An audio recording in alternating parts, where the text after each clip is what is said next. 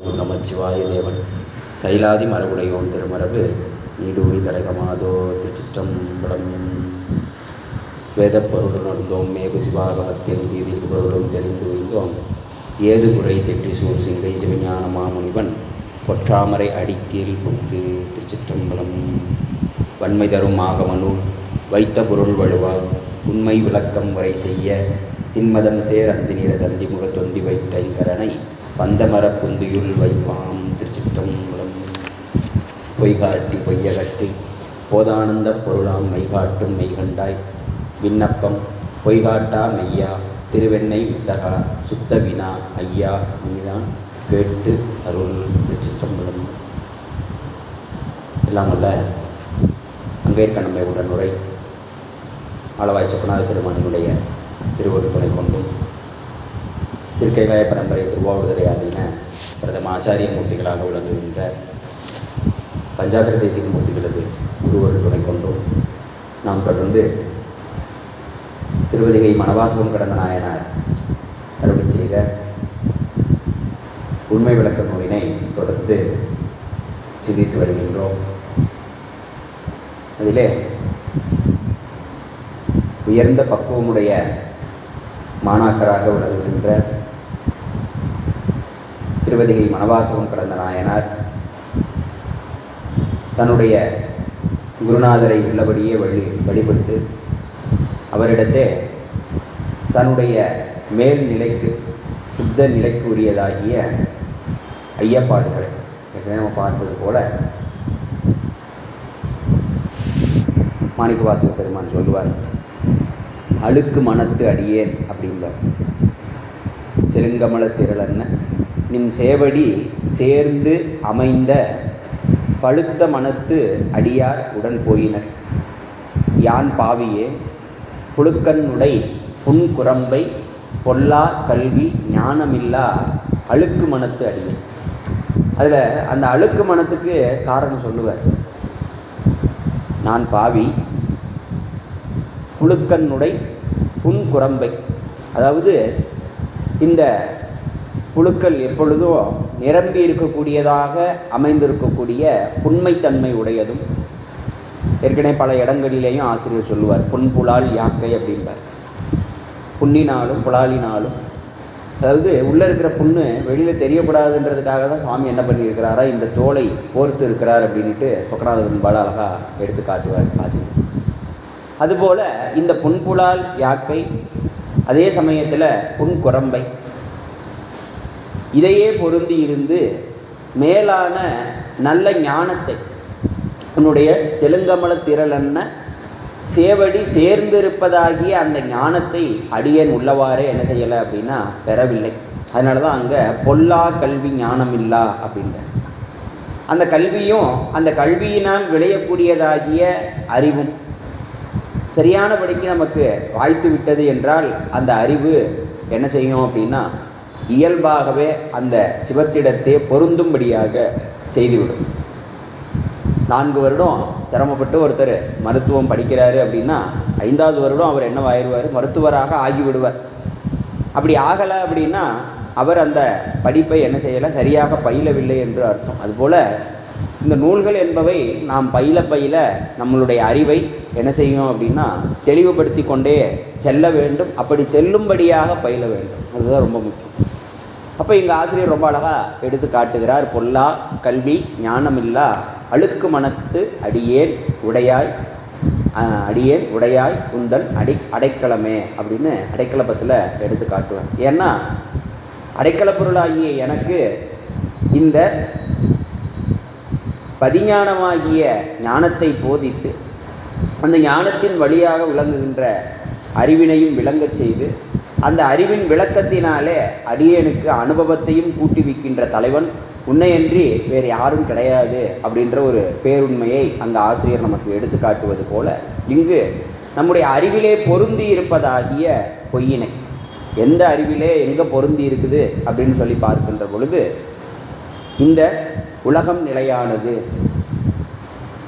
உலகத்துக்கே நம்ம போக வேணாம். நமக்கு வச்சிருக்கிற பேர் தான் நமக்கு நிலையானதுன்னு நம்ம நினச்சிக்கிட்டு இருக்கிறோம்.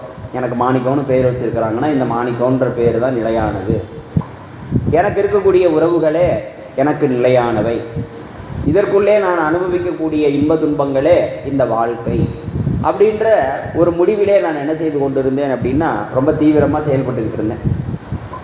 அப்படிப்பட்ட அந்த நிலையிலே இந்த உலகியல் கல்வியே பெரிது, இந்த உலகியலிலே அனுபவிக்கக்கூடிய அனுபவங்களே மிக பெரிது என்று என்னுடைய அறிவு என்ன செய்து கொண்டிருந்தது, நம்பிக்கொண்டிருந்தது. அப்ப இந்த நிலையிலே பார்க்கின்ற பொழுது நான் என்ன செய்ய முடியும், இந்த பெயருக்கும் இந்த பிறவிக்கும் ஏற்றாற்போலான வினைகளை மாத்திரம்தான் நான் அனுபவித்து, அந்த வினைகளை அனுபவிக்கின்ற பொழுதே எனக்கு என்ன தோணும், நல்லதாக நடந்துச்சுன்னா சந்தோஷப்படுவேன், கெட்டதாக நடந்துச்சுன்னா ஏன்டா நமக்கு இப்படி நடக்குது, இதிலிருந்து எப்படியாவது தப்பிக்கணும் அப்படின்னு முயற்சி பண்ணுவேன். அந்த முயற்சிகளே அடுத்தடுத்த வினைகளாக மாறி மாறி நமக்கு திரு ஞானசம்பந்த பெருமான் சொன்னது போல அவ்வினைக்கு இவ்வினையாம் என்று சொல்லும் அகுதறியே அப்படின்னு.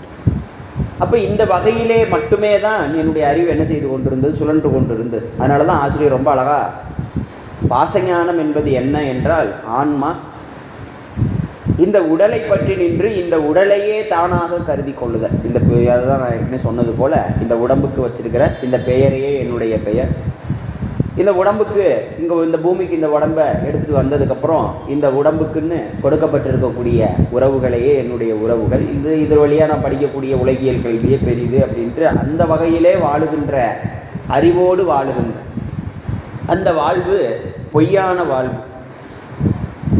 ஏன் பொய்யான வாழ்வு அப்படின்னா, நம்ம தான் கண்ணு முன்னாடி நல்லா தானே வாழ்ந்துக்கிட்டு இருக்கிறோம், இதை போய் பொய்ன்னு சொன்னால் எப்படி ஏற்றுக்கொள்ள முடியும் அப்படின்னா, இது ஆன்மாவுக்கு என்ன செய்யலை அப்படின்னா நிலை பெற்ற பேற்றினையும் தரவில்லை, நிலை பெற்ற இன்பத்தையும் தரவில்லை. காணல் நீர் போல தோன்றி மறைகின்ற இன்பமாகத்தான் இருக்கிறது.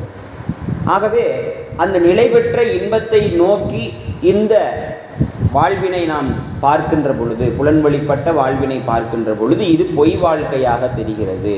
அப்படின்றதுனால இதை பொய் என்று, பொய் என்பது இங்கு இல்லாத பொருள் இல்லை, ஏற்கனவே நம்ம பார்த்தது போல இது தோன்றி மறைகின்ற பொய் என்பது இங்கு அழிபொருள் அப்படின்றதா நம்ம புரிஞ்சுக்கிட்டோம்னா ரொம்ப எளிமையாக இருக்கும்.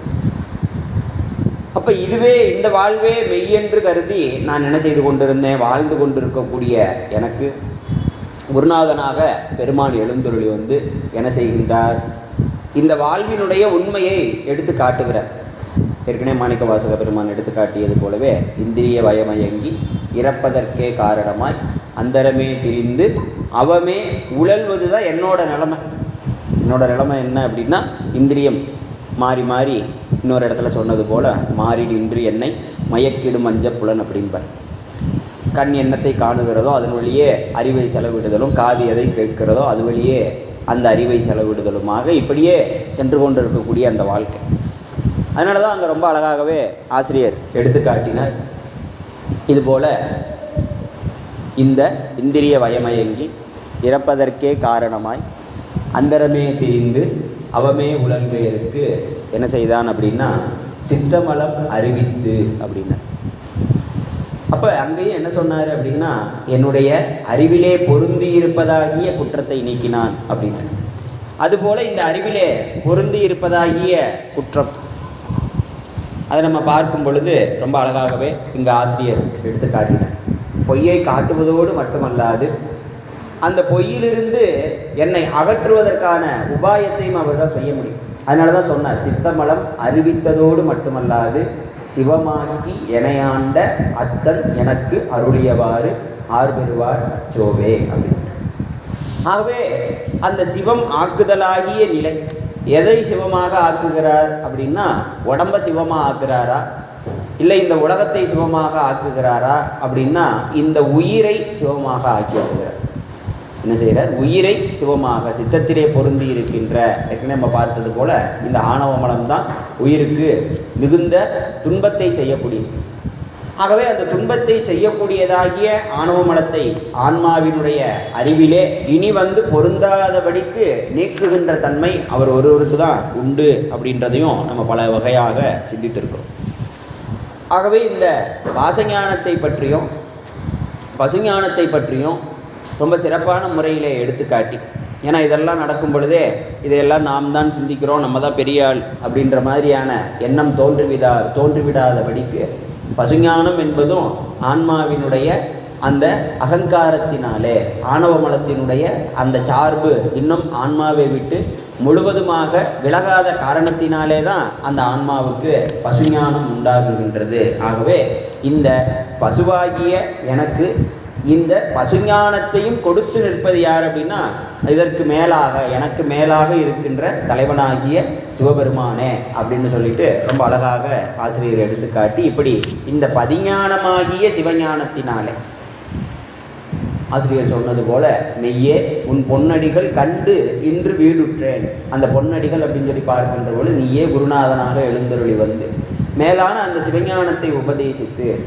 எப்பொழுதும் உன்னை விட்டு நாம் நீங்குவது இல்லை அப்படின்ற அந்த உண்மையை உபதேசித்த அந்த நிலையிலே தான் என்ன செய்தேன் அப்படின்னா, அந்த பொய்யிலிருந்து நீங்கினேன் அப்படின்னா.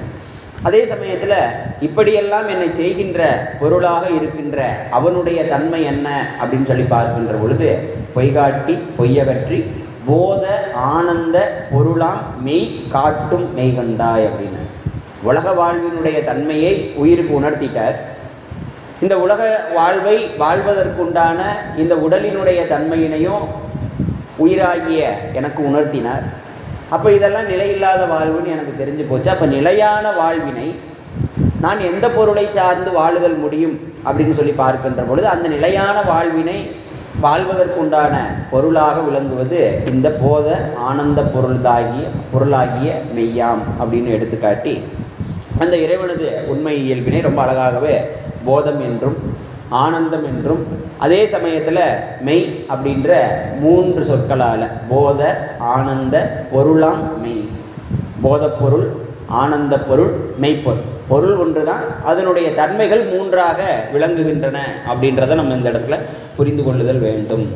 அப்போ இதில் மெய் அப்படின்னு சொல்கிறீங்களே, இந்த மெய் அப்படின்னா என்ன? ஏன்னா பொய் என்பதற்கு எதிர்ப்பதமாக இந்த மெய்யை நம்ம வச்சுக்கிட்டாலே நமக்கு என்ன செஞ்சிடும் அப்படின்னா, அந்த இறைவனுடைய இயல்பு எப்பேற்பட்ட தன்மை உடையது அப்படின்றது ரொம்ப எளிமையாகவே புரிந்துவிடும். பொய் என்பது நிலையில்லாத பொருள், அழிபொருள் அப்படின்னு சொன்னாங்க. எப்படி பொய் என்பது இந்த உடம்பு தான் பொய், தோன்றி இருந்து அழியக்கூடிய காரணத்தினால இந்த உடம்பு பொய் அப்படின்றத நம்ம பார்க்குறோம். இந்த உடம்பினுள்ளே இருக்கின்றதாகிய உயிர் மெய். அதே சமயத்தில் உயிருக்கு உயிராக இருக்கக்கூடிய பெருமானம் எப்படிப்பட்ட மெய் அப்படின்னு சொல்லி பார்க்கும் பொழுது, இந்த உயிர் உடம்பை நோக்குவதற்கு இந்த உயிர் மெய் தான். ஆனால் இந்த உயிரும் என்ன செய்யுது அப்படின்னா, உடம்பினுடைய சார்பினாலே உடம்புக்கு ஏற்படுகிற இன்ப துன்ப மயக்கங்கள் எல்லாம் தனக்குரியதாகவும், உடம்புக்கு ஏற்படுகிற இறப்பு பிறப்புகள் எல்லாம் தனக்குரியதாகவும் கருதி கொள்ளுகிறது. ஆனால் இந்த உயிருக்கு உயிராக இருக்கின்ற மெய்ப்பொருளாகிய இறைவனோ எந்த வகையிலேயும் என்ன செய்யறது இல்லை அப்படின்னா மாறுபாடு அடைவது கிடையாது. ஏன்னா உயிர் என்ன செய்யுது, இப்போ நான் இருக்கிறேன் அப்படின்னா எனக்கு தலைவலி வந்துருச்சுன்னா ஐயோ எனக்கு தலைவலிக்குதுன்னு நான் வருத்தப்படுறேன். தலைவலி என்பது இந்த உடலை சார்ந்து வருகிற ஒரு தன்மை தானே தவிர உயிருக்கு தலைவலி என்பது கிடையாது. ஏன்னா அதுக்கு தலையும் கிடையாது வாழும் கிடையாது, அது அறிவே உருவான பொருள் அப்படின்றத நம்ம பார்க்குறோம். இந்த உடம்பின் உள்ளாக வினைக்கு ஏற்றார் போல உடம்பினுடைய எந்த பாகங்களிலே என்ன மாதிரியான தன்மைகள் ஏற்பட வேண்டுமோ அந்த தன்மையை அறிந்து இந்த உடம்புக்குள்ள பொருந்தி இருக்கிறதுனால அது என்ன செய்யுது அப்படின்னா அந்த விஷயத்தை அனுபவிக்கும். இப்போ ஒரு குளிரூட்டப்பட்ட, அதாவது ஒரு ஏசி அறைக்கு உள்ளே போடுறோம் அப்படின்னா அந்த ஏசியினுடைய தன்மை, அந்த குளிர்ச்சியினுடைய தன்மையை நம்ம எப்படி அனுபவிக்கிறோமோ அதுபோல இந்த உடம்புக்குள்ள உயிர் பொருந்தி இருக்கக்கூடிய காரணத்தினால இந்த உடம்புக்குள்ள என்னென்ன மாற்றங்கள் நிகழுகிறதோ, இந்த மாற்றமும் எப்படி நிகழுகிறது, வினையின் வழியாக நிகழுகிறது. அதனால வினையின் வழியாக நிகழுகிற இந்த மாற்றங்களே தனக்குரிய மாற்றம் என்று கருதி ஆன்மா என்ன செய்கிறது, இன்பத்தையோ துன்பத்தையோ அந்த அனுபவம், அந்த மாற்றமாகிய அனுபவம் எதை கொடுக்குதோ அதை அனுபவிக்குது. அப்ப இந்த அனுபவத்தை தருகின்ற சிவமாகிய பரம்பொருளும் எங்க இருக்குது அப்படின்னா அந்த அனுபவத்தை அனுபவிக்கின்ற என்னுள்ளே தான் இருந்துகிட்டு அந்த அனுபவத்தை கொடுத்துக்கிட்டு இருக்கார். ஆனால் அவர் இந்த மாறுதல்களால் என்ன செய்யறதில்லை அப்படின்னா மாறுபாடு அடைவது கிடையாது. உயிர் தான் சார்ந்ததின் வண்ணமாக இருக்கும். இறைவன் எந்த பொருளை சார்ந்தாலும் எந்த நிலையிலே நின்றாலும் அவனுடைய தன்மை என்பது என்ன செய்யறதில்லை அப்படின்னா மாறுபாடு அடைவதே கிடையாது. அதனாலதான் இங்க நமக்கு ரொம்ப அழகாகவே எடுத்து காட்டுகிறார். மெய் என்பது நிலைத்து நிற்பது, அதாவது என்றும் மாறுதல் இன்றி ஒரு தன்மைத்தாய் நிலைத்து நிற்பது. நம்ம வார்த்தையா புரிஞ்சுக்காம இதை நம்மளுக்குள்ள வச்சு நிலைத்து நிற்பதுன்னு சொன்னா எப்படி, அதனுடைய தன்மைகள் என்ன அப்படின்றத நமக்குள்ள வைத்து ஆராயும் பொழுதுதான் அந்த பொருளினுடைய தன்மை என்ன அப்படின்றத நம்மளுடைய அறிவு புரிந்து கொள்வதற்கு வரும். ஒரு இனிப்பு சுவை என்பது எப்படி இருக்கும் அப்படின்றத ஒருவன் சரியான முறையில் சிந்திச்சு பார்த்தான் அப்படின்னா அவனுடைய நாவிலே உமிழ் நீர் அதிகமாக ஊறியிருக்கும். நம்ம சொல்றோம் இல்லையா? அப்ப இங்கு இந்த வார்த்தைகளை மெய்ப்பொருள், பொய்ப்பொருள், போதப்பொருள், ஆனந்த பொருள் அப்படின்றத வார்த்தையா நம்ம வச்சுக்கிட்டு முடிச்சுட்டு போகாம மெய்ப்பொருள்னு சொல்றாங்களே, எதனால மெய்ப்பொருள்னு சொல்றாங்க? நிலை பெற்றதுன்னு சொல்றாங்களே, எப்படி நிலை பெற்றது?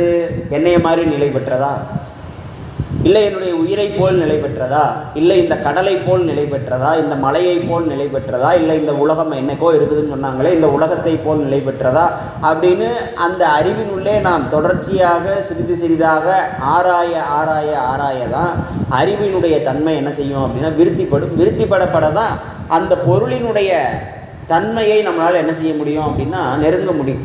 ஏன் அப்படின்னா இங்க சொல்லக்கூடிய எல்லா விஷயங்களும் ஏதோ ஒரு கருவியினால நீங்க சாதிக்கக்கூடிய விஷயம் கிடையாது. உங்களுடைய அறிவிலே நீங்கள் சாதிக்க வேண்டிய விஷயம்.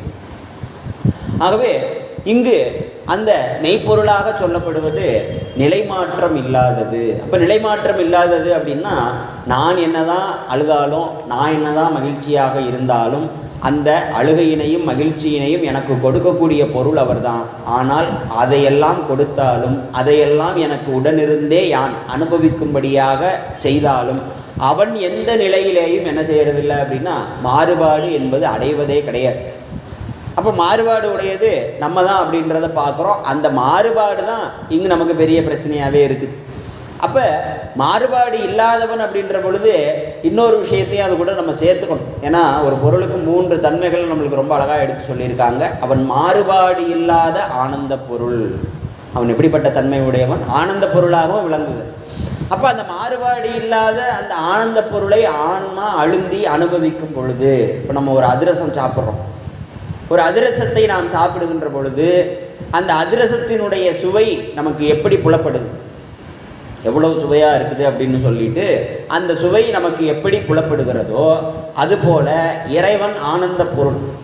அப்படி ஆனந்த பொருளாகிய அவனை நம்மளுடைய அறிவினாலே சிந்தித்து வழிபடுகின்ற பொழுது, ஏன்னா பொருளை நமக்கு பிரிது ஒரு பொருளால் தான் இன்பம் அப்படின்றது இலக்கணம். என்னதான் இருந்தாலும் நமக்கு என்ன உண்டு அப்படின்னா இன்னொரு பொருளினால் தான் இன்பத்தை அனுபவிக்க முடியும். ஆன்மாவினுடைய தன்மை அதுதான். இன்பமோ துன்பமோ இந்த உடம்பினுடைய சேர்க்கையினால ஆன்மா என்ன செய்யுது? அறிவு விளக்கத்தை பெற்று இன்பத்தையோ துன்பத்தையோ அனுபவிக்கும். அதுபோல அது கடவுளை சார்ந்து என்ன செய்யும் அப்படின்னா கடவுளினுடைய தன்மையை அனுபவிக்கும். அப்ப இந்த வகையில இங்க நம்ம பார்க்கின்ற பொழுது இறைவனோ எப்படிப்பட்ட தன்மை உடையவனாக இருக்கிறான் அப்படின்னா ஆனந்தமே தன்னுடைய தன்மையாக இருக்கிறான். ஆகவே அந்த பொருளை நீங்கள் அறிந்து அந்த பொருளோடு நீங்கள் அழுந்தி இருக்கின்ற பொழுது அங்கு நமக்கு மாணிக்கவாசக பெருமான் சொன்னது போலயே தேனாய் இந்நமுதமுமாய் தித்திக்கும் சிவபெருமான். தேனை வாயிலே வைத்தால் எப்படி தித்திக்குமோ, அந்த இனிய சுவையுடைய அந்த அமிர்தத்தை வாயிலே வைத்தால் எப்படி அந்த சுவை ஆன்மாவினால் உணரப்படுமோ அதுபோல அந்த திருவைந்தெழுத்தை ஓதி அவனை தியானிக்கின்ற பொழுது அங்கு ஆன்மாவினுடைய அறிவுக்கு அவன் பொருளாக புலப்படுகிறான். அப்படின்னா அந்த பொருளாக புலப்படுகின்ற அந்த பொருளினாலே விளைகின்றதாகிய அனுபவம் நிகழும். அதிரசத்தை சாப்பிட்டா கசக்காது, புளிக்காது, உரைக்காது. அது எப்படி இருக்குதோ அதோட அனுபவம் நமக்கு எப்படி கிடைக்குது? நேரடியாகவே கிடைக்குது. அப்ப அந்த சிவமாகிய பரம்பொருளினுடைய தன்மையை உள்ளவாறே நம்மளுடைய அறிவிலே அறிந்து கொண்டு நம்முடைய தன்மையினையும் உள்ளவாறே அறிந்து கொண்டு அங்கு அந்த ஆன்மா அந்த பொருளை தியானித்து நிற்கின்ற பொழுது வழிபடுகின்ற பொழுது அந்த பொருள் அவர்களுக்கு இங்கே சொல்லப்பட்ட அந்த ஆனந்தமாகிய நிலையிலேயே அது என்ன செய்யும் அப்படின்னா புலப்படும் அப்படின்றதுதான் இங்க விஷயம். வெளியில் இருக்கிற ஒரு பொருள் அது காரமான பொருளோ இனிப்பான பொருளோ உப்பான பொருளோ எப்படிப்பட்ட பொருளாக இருந்தாலும் அந்த பொருளை நாம் சாப்பிடுகின்ற பொழுது அந்த சுவையை நாம் எப்படி அனுபவிக்கின்றோமோ அதுபோல சிவம் என்பதும் பொருள் தான். முப்பொருள் உண்மைன்னு சொல்றோம். ஆன்மா, பதியாகிய சிவம், அதுக்கப்புறம் பாசமாகிய பொருள்கள் அப்படின்னு. அப்ப ஆன்மா சிவமாகிய பரம்பொருளை அனுபவிக்கின்ற பொழுது அந்த ஆனந்தம் எப்படிப்பட்ட ஆனந்தம்? அவனை நினைக்க நினைக்க. அதனாலதான் அங்க சொன்னார் நினைப்பவர் மனம் கோயிலாக கொண்டான் அப்படின்ட்டு. அப்ப அந்த நினைவினுடைய தன்மை மாறுபாடு அடையாமல் அந்த பரம்பொருளையே ஆன்மா இடையறாது சிந்தித்து இருக்கின்ற பொழுது அந்த பொருளினுடைய தன்மை எப்படிப்பட்ட தன்மை? மாறாத தன்மை, ஆனந்தமாகிய தன்மை, ஆனந்தமோடு மட்டுமல்லாது அந்த மாறாத தன்மையினையும் அந்த ஆனந்தமாகிய தன்மையினையும் இடையறாது ஆன்மாவாகிய எனக்கு காட்டி நிற்கின்றதாகிய பேரறிவாகிய தன்மை. ஏன்னா அவனுடைய தன்மை பேரறிவு அப்படின்றத ரொம்ப அழகாகவே நமக்கு எடுத்துக்காட்டி, என்னுடைய அறிவுக்கு அறிவாய் மட்டும் இருந்து அவன் விளக்கம் செய்யவில்லை, எல்லா உயிர்களினுடைய அறிவுக்கு அறிவாகவும் அவன் ஒருவன் தான் நிற்கிறான் அப்படின்றதையெல்லாம் நமக்கு ரொம்ப அழகாகவே ஆசிரியர் எடுத்துக்காட்டி, இப்படிப்பட்ட ஒரு பொருள் தான் எக்காலத்தும் நிலை பெற்ற பொருளாக இருப்பது. அந்த பொருளும் எங்க இருக்குது அப்படின்னா எங்கேயோ கைலாயத்திலேயோ இதுலேயோ இல்லை, உனக்குள்ளே தான் இருக்கிறது. ஆகவே அந்த பொருளை நீ அறிந்து வழிபடுதல் தான் உனக்கு உண்மையான உயிரி பயன். அதுவே உயிரினுடைய முடிவான இன்ப நிலை அப்படின்றதையும் சொல்லிட்டாங்க. அதே சமயத்தில் இந்த உண்மையை எடுத்துக்காட்ட வந்த ஆசிரியர் யார் அப்படின்னு சொல்லி பார்க்கும் பொழுது, இந்த உண்மையை எடுத்துக்காட்ட வந்த ஆசிரியர் பொய்காட்டா மெய்யராக எழுந்தருளி இருக்கிறார் அப்படின்ற. ஏன் அப்படின்னா பொய்காட்டா மெய்யர் அப்படின்னு சொல்லி பார்க்கும் பொழுது ரொம்ப அழகாகவே ஆசிரியர் அதுக்கான விளக்கத்தை எடுத்து காட்டுகிறார். முதலடியிலே பொய்காட்டி என்று குறிப்பிட்ட ஆசிரியர் இரண்டாம் அடியின் இறுதியில் பொய்காட்டா என்கிறார். இது முன்னுக்கு பின்னாக முரணாக உள்ளதே என்று எண்ணும்படியாக இது உள்ளது. பொய்காட்டா என்பதனுடைய பொருளை உணர்ந்தால் இந்த முரண்பாடு என்ன செய்யாது அப்படின்னா தோன்றாது அப்படின்றத எடுத்து காட்டுகிறார். அதாவது நாம் எல்லாம் வினை வயப்பட்டு பிறந்தவர்கள். நமது பல வினைக்கு ஏற்பவே நமது உடம்பு அமைந்துள்ளது. இருவினை தந்த உடம்பு இது. மெய்கண்ட தேவரோ வினையின் நீங்கியவர். மூவாண்டு நிரம்பாத இளங்குளவி பருவத்திலேயே மெய் உணர்வை முற்று பெற்றவர். சிவபெருமான் தனக்கே உரிய நெற்றிக்கண்ணையும் நீலகண்டத்தையும் மறைத்து மெய்கண்ட தேவர் வடிவில் வந்தருளினார் என்று போற்றி துதிக்கும்படியான பெருநிலையை பெற்றவர். எனவே அவரது வடிவம் அருள் உருவே அன்றி நம்மனோருக்கு உள்ளது போல வினை காரணமாக வந்த வடிவம் அன்று. இந்த கருத்துப்படவே பொய்காட்டா மெய்யா என்று என்ன செய்கின்றார் அப்படின்னா தன்னுடைய ஆச்சாரியராகிய மெய்கண்ட தேவநாயனாரை அழைக்கின்றார். அப்ப இதுல நமக்கு ஆசிரியர் என்ன சொல்றாரு, அவரும் நம்மளை போல இங்க வந்தவர் தான். ஆனால் அவருடைய தன்மை எப்படியாக இருக்கிறது அப்படின்னா அவருடைய தன்மை வினையில் இருந்து நீங்கியவராக இருக்கிறார். நம்ம எப்படி இருக்கிறோம் அப்படின்னா நம்ம அந்த வினையோடு கூடியவராக இருக்கிறோம். சரி, இந்த இருவினையும் நீக்குவதற்கு உரியவராக யார் இருக்கிறார் அப்படின்னு சொல்லி பார்க்கும்போது ரொம்ப அழகா திருக்குறளை சொல்லிடுவார். இருவினையும் இருள் சேர் இருவினையும் யாரை சேராது? புகழ் சேர் பொருள் புரிந்தார் மாட்டு அப்படின்பார். எப்பொழுதும் நிலைத்த புகழுடைய மெய்ப்புகழை உடைய இறைவனுடைய திருவடியை சேர்ந்தவர்களுக்கு என்ன கிடையாது? இருள் சேர் இருவினையும் கிடையாது அப்படின்னு. ஆகவே அப்பேற்பட்ட அந்த இருள் சேருகின்ற அந்த இருவினையிலிருந்து நீங்கிய தன்மை எப்படி வாய்த்தது அப்படின்னு சொல்லி பார்க்குறோம் அப்படின்னா நமக்கு ரொம்ப அழகாகவே நம்மளுடைய சத்தியஞான தரிசனிகளின் வழியாக வந்த பரஞ்சோதி முனிவர் அவர்கள் நமக்கு ரொம்ப அழகா மெய்கண்ட தேவநாயனாருக்கு சிவஞான போத உபதேசமும் அதோடு மட்டுமல்லாது மெய்கண்டார் என்கின்ற தீட்சா நாமமும் நாமெல்லாம் உய்வு பெறும் பொருட்டாக ரொம்ப சிறப்பான முறையில அந்த சிவஞான போதத்தை தமிழிலே மொழிபெயர்த்து அதற்கு ஒரு ஆத்திக உரையும் செய்த அருள வேண்டும் என்று அங்கு கட்டளையும் இட்டு சென்றார் அப்படின்னு. ஆகவே இந்த நிலையிலே அவர்கள் தோன்றும் பொழுதே ஜீவன் முக்தர்களாக அதற்குரிய தன்மை உடையவர்களாக நம்ம பார்த்துக்கிட்டோம்னா நாவுக்கரசு பெருமானுடைய வரலாறுலையும் அந்த 80 வயது வரைக்கும் அவரும் என்ன பண்ணினார் அப்படின்னா சமன் சமய சார்பூட்டு தான் இருந்தார். சேகரார் பெருமான் ஒரே வார்த்தையில முடிச்சிடுவார், அதற்கு நம்பர் அருளாமையினால் அப்படின்னு சொல்லி முடிச்சிடுவார். ஏன் நம்பர் அருளாமையினால் அப்படின்னு சொல்றாரு? வினையின் காரணத்தினாலன்னு சொல்லணும். அவரு நம்பர் அருளாமையினால் சொல்றாரு அப்படின்னா அவர்கள் இந்த உலகிற்கு நமக்கு என்ன செய்யறாங்க? சிவ ஞானத்தையும் சிவ பக்தியினுடைய மேன்மையினையும் கடைபிடித்தால் இந்த உயிரானது உயிரியினை அடைய முடியும் என்று காட்டுவதற்காகவே வந்தவங்க. அதனால நம்ம இருக்கிறோம்னா நமக்கு அனுபவிக்கிற அனுபவம் எல்லாம் வினை வயப்பட்டது. நாயன்மார்களினுடைய அனுபவமோ வினை வயப்பட்டது அல்ல. அவர்களுடைய அனுபவம் அத்துணைக்கும் அது அருள்வயமாகவே நிகழுகிற தன்மை. அதனால தான் எங்கும் ஆசிரியர் சொல்கிறார், நம்மெல்லாம் பலவினைக்கு உட்பட்டவங்க, இருவினையினால் அமைந்திருக்கக்கூடிய உடம்பு. அதனால் இந்த உடம்பு கடைசி வரைக்கும் அந்த அனுபவத்தை என்ன செய்து கொண்டிருக்கும், பெற்றுக்கொண்டிருக்கும். ஆனால் அவர்களுக்கு அந்த உடம்போ அந்த அனுபவத்துக்கு உரியதாக இல்லை அப்படின்றத எடுத்துக்காட்டார். இதே சமயத்தில் நம்மளுக்கு ரொம்ப அழகாகவே திருமூல தேவநாயனாரும் உடம்பை முன்னம் இழுக்கென்றிருந்தேன், உடம்பினுள்ளே உருபொருள் கண்டேன், உடம்பினுள் உத்தமன் கோயில் கொண்டார் என்று உடம்பினை வளர்த்தேன் உயிர் வளர்த்தேனே அப்படின்னு ரொம்ப அழகாக எடுத்துக்காட்டி அருளுகிறார் அப்படின்றத நம்ம பார்க்குறோம். நம்மளுடைய மூர்த்தி நாயனாருடைய வரலாற்றிலேயும் ரொம்ப அழகாகவே அந்த ஆச்சாரிய பெருமக்களினுடைய திருமேனி எந்த வகையான இடையூறுகளுக்கும் ஊறுபாடுகளுக்கும் உரியது அல்ல. நம்மளால் அந்த செயலை கற்பனை கூட செஞ்சு பார்க்க முடியாது. அவர்கள் கற்பனைக்கு அப்பாற்பட்ட அந்த செயல்களை செய்தாலும் அந்த உடம்புக்கு என்ன ஏற்படுவது இல்லை அப்படின்னா இடையூறோ ஊரோ ஏற்படுவது இல்லை. ஆகவே அது நம்மை போன்ற பொய்யான உடம்பு கிடையாது. அவங்களுடைய உடம்பு எப்படிப்பட்டதாக இருக்கிறது. அதனால தான் அவங்களுடைய உடம்பை நாம் என்ன சொல்லுகிறோம், திருமேனி என்று அழைக்கின்றோம்.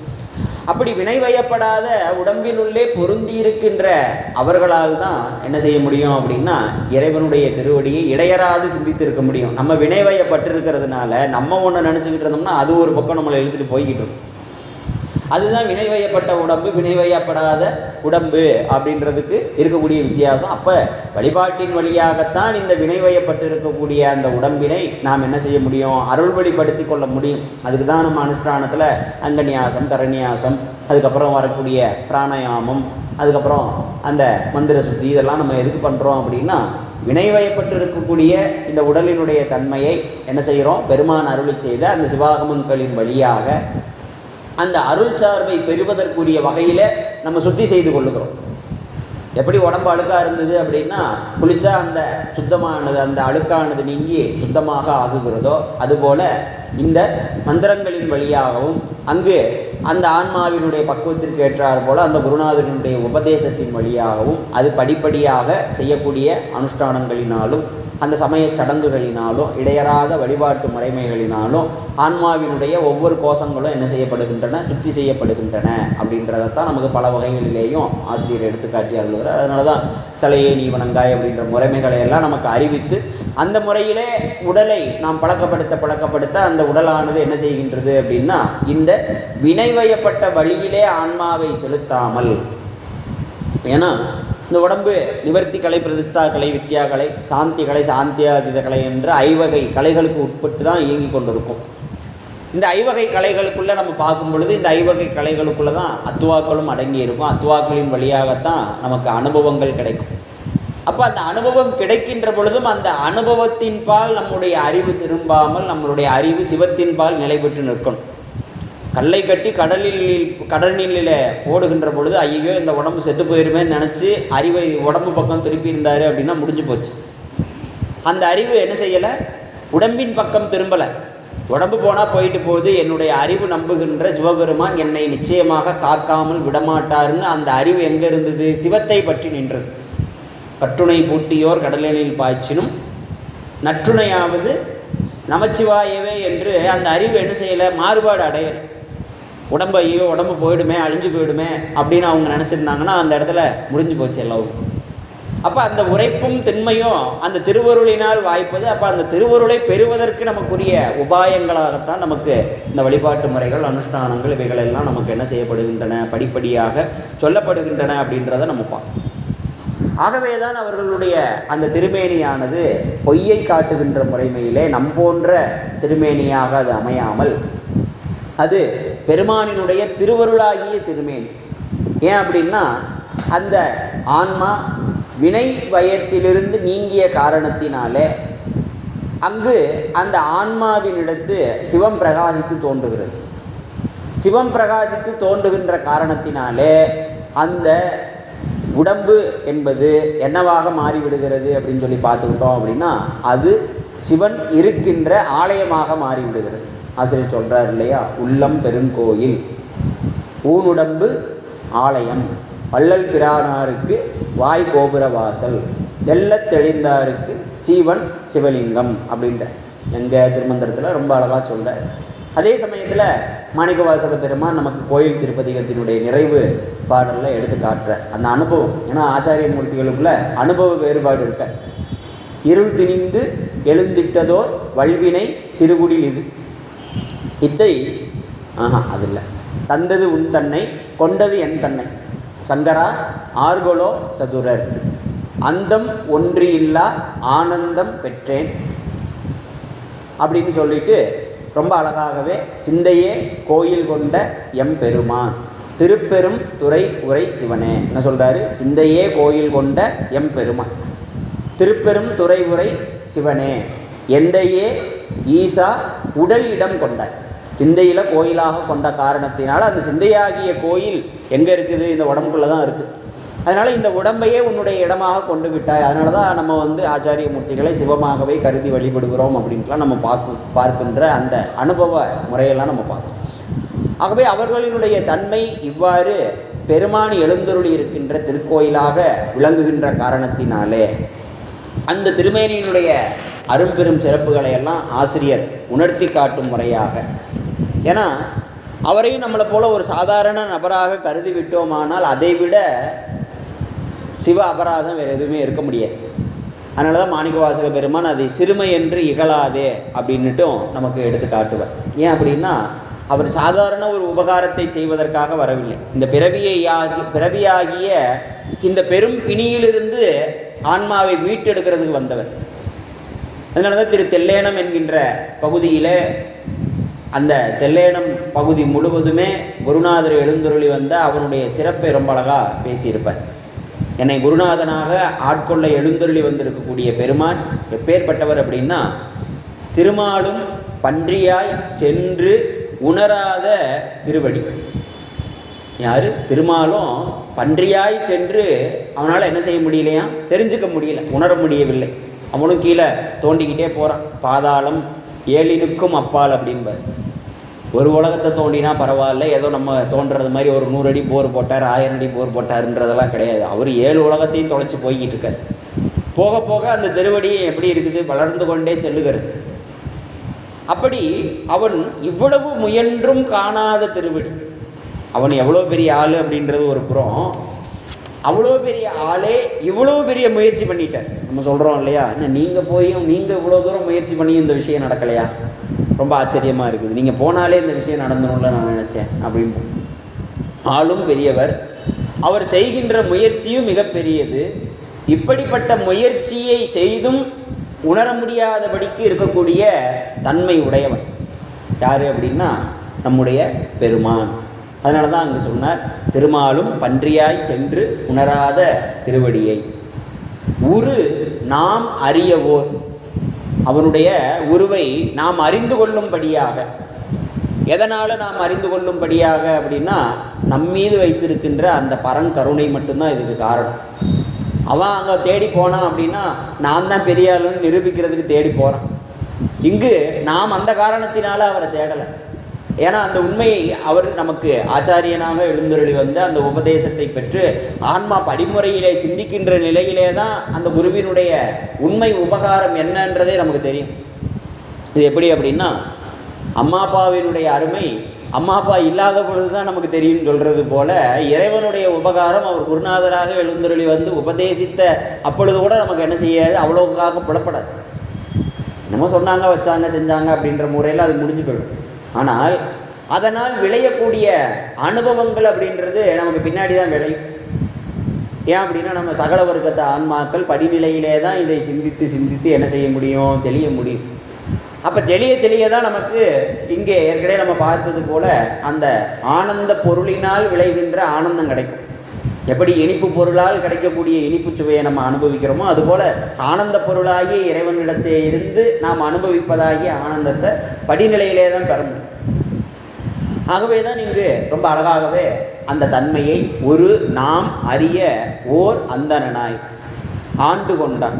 எப்படிப்பட்ட தன்மை உடையவன் அப்படின்னா ஓர் உருவம் ஓர் நாமம் ஒன்றும் இல்லாம, ஒரு உருவமும் சொல்ல முடியாது, அதே சமயத்தில் ஒரு ஊரை சேர்ந்தவன் என்றும் சொல்ல முடியாது. அவனுக்கு ஒரு பேர் தான் இருக்குது அப்படின்னு ஒரு பேரையும் சொல்ல முடியாது. இப்படி அங்கு இங்கு எனாதபடி எங்கும் பரிபூரணனாக நிறைந்திருக்கின்ற தன்மை உடையவர்.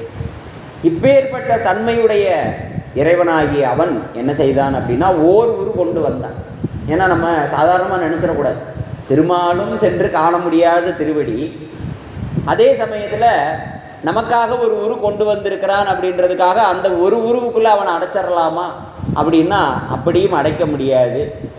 ஏன் அந்த உருவை எடுத்துக்கொண்டு வருகிறான் அப்படின்றத அந்த ஆன்மா எப்போ நினைக்கும் அப்படின்னா அது அந்த அனுபவத்தை பெறுகின்ற வாயிலே நினைச்சு பார்க்கும்.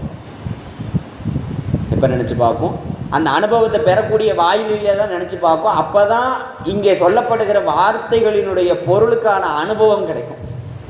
அது வரைக்கும் நமக்கு என்ன கிடைக்காது, நம்ம சொல்றாங்க, நம்ம கேட்குறோம், ஏதோ குருநாதரோட பெருமையா சொல்றாரு போல அப்படின்றதோட முடிச்சுக்குவோம்.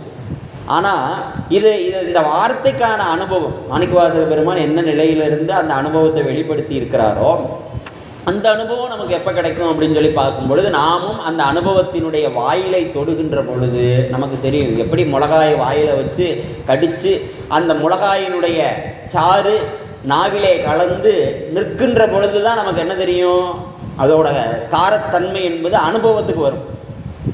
அது வரைக்கும் நீங்கள் மிளகாயை பேப்பரில் உட்காந்து பார்த்துக்கிட்டு இருந்தாலோ படிச்சுக்கிட்டு இருந்தாலோ என்ன செய்யாது, வராது. அந்த காரத்தினுடைய தன்மையை என்ன செய்ய முடியாது, அனுபவிக்க முடியாது. அதுபோல் இங்கே அந்த அனுபவம் இந்த நூல்களிலே சொல்லப்பட்டிருக்கிற முறைப்படி நம்ம அதை தொடர்ந்து செய்யும் பொழுது அந்த அனுபவம் நமக்கு வாய்க்கும். அப்போ தான் அங்கே சொல்கிற திருமாலும் பன்றியாய் சென்று உணரா திருவடியை ஒரு நாம் அறியவோர் அந்தனாய் ஆண்டு கொண்டார் ஒரு நாமம் ஓருருவம் ஒன்றும் இல்லான். அப்படி ஒரு நாமம் ஓருருவம் ஒன்றும் இல்லாருக்கு 1000 திருநாமம் பாடி தெல்லேனம் கொட்டாமோ. 1000 திருநாமத்தையும் நாம பாடினோம் அப்படின்னா அவன் ஏற்றுக்குவான். அவனுக்கு இன்னும் ஒரு உருவமோ ஒரு திருநாமமோ இல்லை அப்படின்ட்டுலாம் எடுத்துக்காட்டி இப்படி பொய்காட்டா மெய்யா அப்படின்ற வகையில் பொய் என்பது நிலையில்லாதது, நிலைமாற்றம் அடைவது, அதே சமயத்தில் நீங்குவது. ஆகவே இங்கு வினை என்பது பொய் என்று சொல்லப்பட்டது. ஆகவே அது எதனால் எனில் தோன்றுதல், நுண்ணிய நிலையில் அடங்கி இருத்தல், இன்ப துன்பமாகிய பயனை கொடுத்து நீங்குதல் என்கின்ற 3 நிலைகள் என்ன உண்டு அப்படின்னா வினைக்கு உண்டு. இவ்வாறு நிலைமாற்றம் உடையதாதல் பற்றி வினை பொய் எனப்பட்டது. அடுத்துள்ள மெய் என்ற சொல் உடம்பு என்கின்ற பொருளிலே வந்தது. எனவே பொய்காட்டா மெய்யா என்று குருநாதரை அழைத்த அந்த விழியானது வினை தராத உடம்பு, அதாவது ஞானமே அவருடைய திருமேனியாக அமைந்திருக்கிறது. அவர் சாதாரண இந்த ஊனால் பொதிந்திருக்கப்பட்ட உடலினை உடையவர் அல்ல. அவருடைய உடம்பு எப்பேற்பட்டது நம்ம வெளியில பார்க்கிறதுக்கு, ஏன்னா நமக்கு வெளியில பார்க்குற உடம்பு மட்டும்தான் நமக்கு தெரியும். அதே நிலையில அவருடைய பக்குவமுடைய சீடர்களுக்கு தான் என்ன தெரியும் அப்படின்னா அவர் பேரறிவின் வடிவாக விளங்குவது தெரியும். ஏன்னா நமக்கு என்ன தெரியும், சாமி குருநாதரா திருப்பெருந்துறையில் மாணிக்கவாசகரை ஆட்கொண்டார் அப்படின்றது மட்டும்தான் நமக்கு தெரியும். அப்படி ஆட்கொண்டவரை தான் திருமாலும் பன்றியாய் சென்று காண முடியாமல் இருந்தவர்னு அவர் சொன்னதுக்கு அப்புறம் தான் நமக்கு தெரியும். அதுக்கு முன்னாடி நமக்கு தெரியுமா? தெரியாது. அதுபோல அந்த குருவை உள்ளவாறே தரிசிக்கின்ற அறிவை பெற்றிருக்கிற மாணாக்கனுக்கு தான் அந்த குருவினுடைய தன்மை என்னன்றது தெரியும். அதுதான் இந்த ஆசிரியர் ரொம்ப அழகாகவே எடுத்துக்காட்டி அருளுகிறார் அப்படின்றத எடுத்து காட்டுகிறார். இப்படிப்பட்ட இந்த நிலையில இந்த பாடலிலே அடுத்த பகுதியாக விளங்கக்கூடியது சுத்த வினா. ஏன்னா ரொம்ப அழகாகவே பொய்காட்டி பொய்யகற்றி அப்படின்றதெல்லாம் என்ன தன்மை, ஆசிரியர் நமக்கு என்ன செய்ய போறார் அப்படின்றதையும் எடுத்து காட்டினார். அதே சமயத்தில் போதானந்த பொருளை நமக்கு தந்தருளுகின்றார் அப்படின்றதையும் எடுத்து காட்டினார். இப்படி பொய்காட்டி பொய்யகற்றி போதானந்த பொருளை நமக்கு தந்தருளும்படியாக வந்திருக்கக்கூடியவர் அவர் எப்பேற்பட்ட தன்மை உடையவர் அப்படின்னா அந்த போத ஆனந்த பொருள்தான் அவர், வேறு யாரும் கிடையாது அப்படின்றதையும் ஆசிரியர் அந்த பொய்காட்டா மெய்யா அப்படின்ற வகையில எடுத்து காட்டினார். இப்படி திருவெண்ணைநல்லூரிலே எழுந்தருளி இருக்கின்ற இப்பேற்பட்ட அற்புதத்தை செய்கின்ற அந்த பெருமானிடத்தை என்ன கேட்கிறார் அப்படின்னா சுத்த வினாவை கேட்கிறார். அப்போ சுத்த வினா அப்படின்ற பொழுது அசுத்த வினான்னு ஒன்று உண்டா அப்படின்ட்டுலாம் நமக்கு பல கேள்விகள் அந்த இடத்துல வரும். அதனால இந்த சுத்த நிலை அப்படின்றது என்ன அப்படின்றத இந்த ஆசிரியர் எடுத்துக்காட்டி அருளுகிறார். அப்ப உயிரினுடைய நிலைப்பாடு அப்படின்றதுல 3 தன்மைகள் உண்டு. என்னன்னு பார்க்குறோம் அப்படின்னா கேவல நிலை, சகல நிலை, சுத்த நிலை. கேவல நிலை அப்படின்றது என்ன அப்படின்றத முதல்ல ஆசிரியர் விளக்குகிறார். அதாவது ஒரு மனிதன் ஒருத்தர் இருக்கிறாரு அப்படின்னா நம்ம பார்க்குறோம் இல்லையா, குழந்தை பருவம், அதுக்கப்புறம் இளமை பருவம், அதுக்கப்புறம் என்ன செய்கிறோம், வயோதிக பருவம். அப்போ குழந்தை பருவத்தில் அவருக்கு என்ன இருக்காது, அவ்வளோக்கா அறிவு வழக்கம் இருக்காது. இளமை பருவத்தில் அறிவு இருக்கும், ஆனால் அது அனுபவமுடையதாக இருக்காது. அதே சமயத்தில் வயதாகிய நிலையில் அவருடைய அறிவு எப்படி இருக்கும் அப்படின்னா அனுபவத்தோடு கூடியதாக இருக்கும் அப்படின்றத நம்ம பார்க்குறோம். இந்த கேவல நிலை, சகல நிலை, சுத்த நிலை என்பது ஆன்மாவினுடைய அறிவு நிலைகளிலே நிகழுகின்ற அந்த வேறுபாடுகளை அடிவுற்றியதாக இங்கு நமக்கு என்ன செய்யப்படுகிறது அப்படின்னா எடுத்துக்காட்டப்படுகிறது அப்படின்றதான் விஷயம். ஆகவே இங்கு கேவல நிலை அப்படின்னு சொல்லி பார்க்கும் பொழுது உயிர் அறியாமையில் அழுந்து நிற்கும் நிலை கேவலம் எனப்படும். அதே சமயத்தில் அறியாமையில் அழுந்து இருக்கக்கூடிய நிலை என்னது அப்படின்னா கேவலம் அப்படின்னு ஆசிரியர் சொன்னார். அப்போ அந்த கேவலம் அப்படின்ற வகையில் நம்ம பார்க்கும் பொழுது ஏற்கனவே ஆசிரியர் முதல் பகுதியிலேயே முதல் விளக்கத்தையே என்ன செய்தார் அப்படின்னா எடுத்து காட்டினார். மேல் பொருள், இடைப்பொருள், அதுக்கப்புறம் கீழ்பொருள் அப்படின்னு 3 விதமான தன்மையில விளக்கம் சொன்னார். அப்ப மேற்பொருளாக இருக்கக்கூடியது என்ன அப்படின்னா இறைவன் அப்படின்னா, இடைப்பொருளாக இருக்கக்கூடியது எது அப்படின்னா உயிர் அப்படின்னா, கீழ்பொருளாக இருக்கக்கூடியது எது அப்படின்னா பாசம் அப்படின்னு சொன்னாங்க. அப்ப மேற்பொருள் என்ன செய்யாது, கீழ்பொருளோடு தொடர்பு கொள்ள. ஏற்கனவே நம்ம பார்த்தது போல கடல் இருக்கிறது, கடல் வெளியினை என்ன செய்ய முடியாது, உப்பு பற்ற முடியாது. உப்பு எதை பற்றுகிறது, நீரைத்தான் பற்றுகிறது. அதுக்குன்னு வெளி இல்லாமல் இருந்துச்சா அப்படின்னா வெளி இல்லாமல் இல்லை, வெளி இருக்கிறதுனால தான் நீரும் இருக்குது, நீர் இருக்கிறதுனால தான் உப்பு இருக்குது. அப்போ எல்லாவற்றோடும் என்ன செய்யப்படுகிறது, மேல்பொருளாகிய இறைவன் கலந்திருக்கிறார். ஆனால் இப்படி கலந்திருக்கக்கூடிய அவனுடைய கலப்பு என்பது மிகவும் நுண்ணியதாக நுட்பமானதாக அமைந்திருக்கின்ற அந்த காரணத்தினாலே அங்கு அவருடைய அந்த தன்மை என்ன செய்யலை அப்படின்னா புலப்படலை அப்படின்றத, அந்த பொருள் பற்ற முடியல அப்படின்ற காரணத்தை ஆசிரியர் சொன்னார். அப்ப இந்த கீழ்பொருளாகிய மனங்களோடும் மேற்பொருளாகிய இறைவனோடும் தொடர்பு கூடியது எது அப்படின்னா இடைப்பொருளாக இருக்கக்கூடிய இந்த உயிர் தான் அப்படின்றத சொன்னார். அப்ப இந்த நிலையில இந்த உயிர் மேற்பொருளாகிய இறைவனை முதலிலேயே பற்றி இருந்தது அப்படின்னா இவ்வளவு பிரச்சனை நமக்கு தேவையே இல்லை. ஏன்னா அது பரிபூர்ண ஆனந்த பொருள், ஆனந்தத்தை பெற்று அந்த ஆன்மா இன்பத்தை அனுபவிச்சுட்டு. ஆனால் அது அனாதியே என்ன செய்யப்படுகிறது அப்படின்னா மலத்தினாலே மறைப்புண்டு கிடக்கிறது அப்படின்றத நமக்கு சொல்றாங்க. அது ஆணவ மலம் அப்படின்றத நம்ம பார்த்துக்கிறோம் ஏற்கனவே. அப்ப அந்த வகையிலே அறியாமையிலே அழுந்து நிற்கிறது. முதல் விஷயம் இந்த கேவலம் அப்படின்றது என்ன அப்படின்னா தனிமை அப்படின்னு நம்ம பொருள் வச்சுக்கணும். கேவலம் என்பது என்ன அப்படின்னா தனித்து விடப்பட்டு இருக்கிறது. தனித்து அப்படின்றத மட்டும்தான் இங்க பொருள். ஏன்னா நம்ம உலகியல்ல கேவலம் அப்படின்னா இழிவான செயல் அப்படின்ற வகையில நம்ம ஒரு பொருள் வச்சிருக்கிறோம். அந்த பொருள் என்ன செய்யாது, இங்க நமக்கு பொருந்தாது. இங்க கேவலம் என்பது என்ன அப்படின்னா ஆன்மா தன்னையும் தன்னுடைய தலைவனையும் அறியாமல் தான் மட்டுமே அந்த அறியாமையில இருக்கிறோன்றதும் கூட தெரியாம அழுந்தி கிடத்தல் அப்படின்றது மட்டும்தான் இங்க நமக்கு சொல்லப்படுகிற பொருள். அதனால உயிர் அறியாமையிலே அழுந்து இருக்கக்கூடிய நிலை கேவலம் என்று சொல்லப்படும்.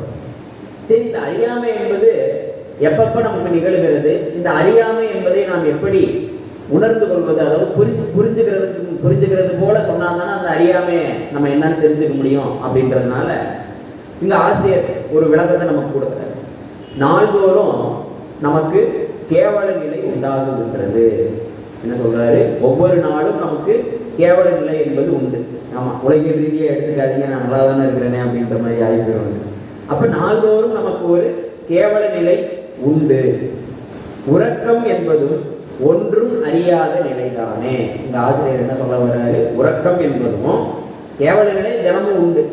அப்படியா, அப்படியெல்லாம் நான் ஒன்றும் இல்லையே அப்படின்னு சொல்லி பார்த்துக்கிட்டா, ஏன்னா கேவல நிலை என்பது என்ன, அறியாமை. அப்ப அறியாமை என்பது நமக்கு எங்க நிகழ்கிறது, உறக்கத்துல நிகழ்கிறது. உறக்கத்துல தூங்கிட்டு இருக்கும் பொழுது நம்மளை சுற்றி என்ன நடக்குது அப்படின்றது நம்மளால என்ன செய்ய முடியாது, எந்த வகையிலேயும் அறிந்து கொள்ள முடியாது. முழு அறியாமை அங்கதான் நடக்குது. அப்ப உறக்கம் என்பதும் ஒன்றும் அறியாத நிலைதானே. உடம்பிலே தொழிற்படுகிற அறிகருவிகளும் செயல் கருவிகளும் சோர்ந்து மடங்கும் போது என்ன ஏற்படுகிறது, உறக்கம் நிகழ்கிறது. உறக்கத்தில் அழுந்துதல் எந்த அளவிற்கு உள்ளதோ அந்த அளவிற்கு ஏற்ப அறியாமையும் குறைந்தும் மிகுந்தும் அமையும். எனவே உறக்கம் என்பது கேவல நிலையாகும். இது ஒரு உதாரணத்துக்கு நமக்கு சொல்றேன். இது நமக்கு நித்திய கேவலம் அப்படின்ட்டு உள்ளுக்குள்ள அவத்தைகள்ல சொல்லுவாங்க. இருந்தாலும் இந்த கேவல நிலை என்பது ஆதியிலிருந்து நமக்கு இருக்குதுன்னு சொல்றீங்க. இப்ப சுத்த நிலைக்கு போறதுக்கான வழியை தான் கேட்கிறோம் அப்படின்னா, முதல்ல இருந்த இந்த கேவல நிலை எப்படி இருக்குது அப்படின்னு சொல்லி பார்த்துக்கிட்டோம் அப்படின்னா, அது உறக்கத்திற்கு ஒப்பானது. உறக்கம் எந்த அளவுக்கு கூடுதலாகவும் குறைச்சலாகவும் இருக்கிறதோ அந்த அளவுக்கு அரபர தொகுதியில இருந்தா சின்ன சத்தம் கேட்டாலே என்ன செஞ்சிருவோம், டக்குன்னு எழுந்திரிச்சிருவோம். நல்ல ஆழ்ந்த உறக்கத்துல இருந்தா எந்த வகையான சத்தம் கேட்டாலும் நம்மளால என்ன செய்ய முடியாது, எந்திரிக்க முடியாது. யாராவது நம்ம அடிச்சு உதச்சு எழுப்புனாங்க உண்டு அப்படின்றத நம்ம பார்க்கிறோம். அதனால இந்த உடம்பிலே தொழில்படுகின்ற இந்த அறிகருவிகளும் செயல் கருவிகளும் சோர்வுற்று மடங்கும் பொழுது அந்த சோர்வினாலே இனிமேல் ஒண்ணுமே பண்ண முடியாது. 24 உட்காந்து செல்போன் நோண்டிக்கிட்டே இருக்கிறோம், கண் எரிச்சலாகி இதுக்கு மேல ஒண்ணுமே பண்ண முடியாதுங்கிறப்ப கண் என்ன செஞ்சிருது, நம்ம இயல்புக்கு மீறி அதுவாகவே அந்த விழியானது மூடிக்கொள்ளுகிறது அப்படின்னு தான் நம்ம பார்க்கிறோம். அதனால இப்படியெல்லாம் நிகழ்கின்ற பொழுது அந்த உறக்கம் என்கின்ற நிலைக்கு அது தானாக சென்று விடும். ஏன்னா உறக்கும் பொழுதுதான் அந்த சோர்விலிருந்து ஆன்மா என்ன செய்யுது, மீண்டு எழுகிறது. அதனால அந்த உறக்கத்தில் அழுந்துதல் எந்த அளவுக்கு உள்ளதோ அந்த அளவிற்கு ஏற்ப அறியாமையும் என்ன செய்யும் அப்படின்னா குறைந்தும் மிகுந்தும் அமையும். எனவே உறக்கம் என்பதும் நமக்கு ஒரு கேவல நிலை அப்படின்றத எடுத்துக்காட்ட. ஆகவே அடுத்து இனி இறப்பு என்பதும் உயிர் அறியாமையில் அழுந்துகின்ற நிலையேயாம். இறப்பு இவ்வகையில் உறக்கத்தை போன்றது எனலாம். அதனாலதான் என்ன செய்யறாரு வள்ளுவர் பெருந்தகை, உறங்குவது போலும் சாக்காடு அப்படின்றாரு. சாவு என்பது என்ன அப்படின்னா தூங்குறது போலன்னு சொல்லி முடிச்சிட்டாரு. அப்ப இறப்பு என்பதும் நமக்கு உயிர் அறியாமையில் அழுந்துகின்ற நிலையே தான். அதே சமயத்துல இங்கு நம்ம பார்க்கிறோம் இந்த உறங்குவதும் கேவல நிலைன்னு சொல்லிட்டாரு. அடுத்து என்ன சொல்றாரு, இறப்பு என்பதும் கேவல நிலை ஆகுகின்றது அப்படின்றதையும் சொல்லிட்டு அடுத்ததா இன்னொரு நிலைய நமக்கு சொல்றாரு. இன்னொரு கேவல நிலையும் உண்டு. அது நமது விழிப்பு நிலையிலேயே நிகழ்கின்றது.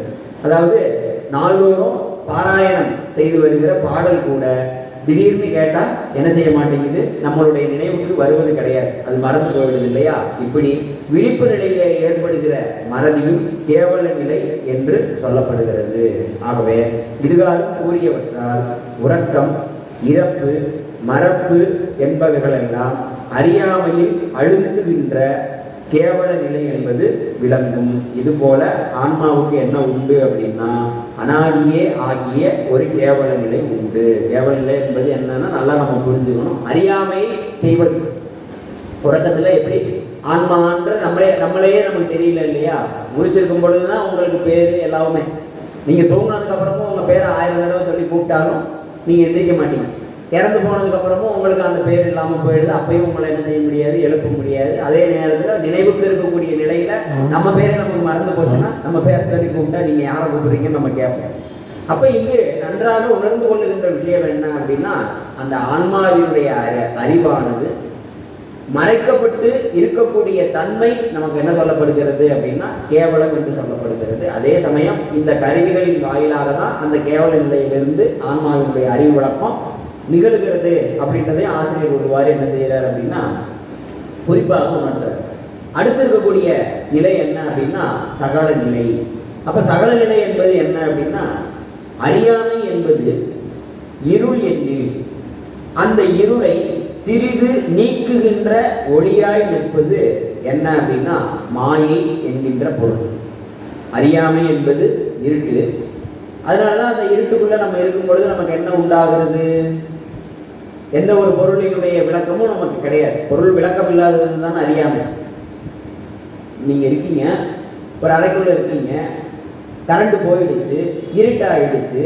இதுக்கு முன்னாடி உங்களுக்கு எதிர்த்தாப்படி இருந்த பொருள்களை நீங்க என்ன செஞ்சுட்டு இருந்தீங்க, அறிந்து கொண்டிருந்தீர்கள். எதிர்த்தாப்படி இருக்கிறது சேர் இருக்கு, இங்க ஒரு மனுஷன் உட்கார்ந்துருக்காரு, அங்க ஒருத்தர் உட்கார்ந்துருக்காரு, இங்க இந்த பொருள் இருக்குதுன்னு அறிந்து கொண்டிருந்தீர்கள்.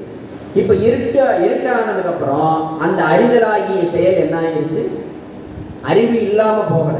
அது நீங்க நல்லா ஞாபகம் வச்சு. அறிவு இருக்கு, ஆனால் அந்த அறிதலாகிய செயலை செய்ய முடியாதபடிக்கு என்ன ஆயிடுச்சு, இருட்டு தடை செய்து கொண்டு நிற்கிறது. அறிதலாகிய செயல் நடக்கிறதுக்கு உண்டான நிலை, அதாவது சூழ்நிலை அங்க இல்லை. இருட்டு வந்ததுனால கண் என்ன செய்ய முடியல, பார்க்க முடியல. கண் இல்லாம போகல. ஆன்மாவினுடைய தன்மை அறிவு பொருள் தான். கேவல நிலை என்பது என்ன அப்படின்னா, ஆன்மாவினுடைய அறிவு முழுவதையும் இந்த ஆணவ மலம் என்ன செய்கின்றது, மறைத்து நிற்கிறது அப்படின்றது தான் நம்ம கேவல நிலை அப்படின்றத நம்ம பார்க்கிறோம். அப்ப இந்த கேவல நிலையிலிருந்து, இந்த இருள் நிலையிலிருந்து விலகிறதுக்கு கண்ணுக்கு ஒரு விளக்கு போன்றதாக சுவாமி என்ன பண்றாரு அப்படின்னா அந்த மாயையை கொடுக்கிறார். அதனாலதான் இந்த ஆசிரியர் சொல்றார், அந்த இருளை சிறிது நீக்குகின்ற ஒளியாய் நிற்பது என்ன அப்படின்னா மாயையாகும். மாயையிலிருந்து தோன்றிய உடம்பும், அதே சமயத்து உடம்பின் அகத்தும் புறத்தும் உள்ள கருவிகளும் அறியாமை இருளை சிறிது நீக்கி சிற்றறிவை உண்டாக்குகின்றன. இவ்வாறு மாயா கருவிகளை பொருந்தி அறிவு விளங்கி உலகப் பொருள்களை நுகர்ந்து வருகின்ற நிலை சகல நிலை எனப்படும். கேவல நிலை என்பது அறியாமையில் அழுந்துதல் என்றால், சகல நிலை என்பது மாயையில் அழுந்துதல் என்று சொல்லலாம்.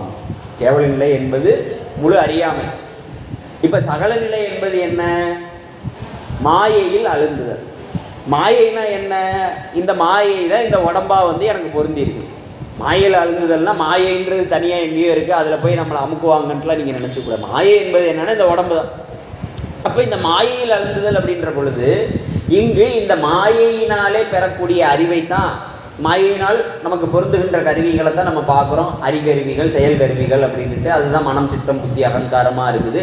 எப்பையும் இந்த அறிகருவிகளாக விளங்கக்கூடிய மெய், வாய், கண், மூக்கு, செவி ஆகிய இந்த 5 கருவிகளையும் என்ன செய்யுது, மனம் பற்றி நின்று கொண்டே இருக்கிறது. பற்றி நின்று கொண்டிருந்து அந்த விஷயங்கள் என்ன, இது எப்படி, இது என்ன நிறம் அப்படின்லாம் நமக்கு புத்தி முதலிய கருவிகள் எல்லாம் நிச்சயித்து நமக்கு ஒரு முடிவுக்கு நமக்கு ஒரு அறிவு உலகத்தை செய்யுது அப்படின்றத நம்ம பார்க்கிறோம். அப்ப இந்த மாயை என்பது முழு அறியாமையிலே இருக்கக்கூடிய உயிருக்கு இறைவன் சிறிது அறிவு விளக்கம் பெறுவதற்காக கொடுக்கப்பட்டிருக்கக்கூடிய ஒரு கருவி.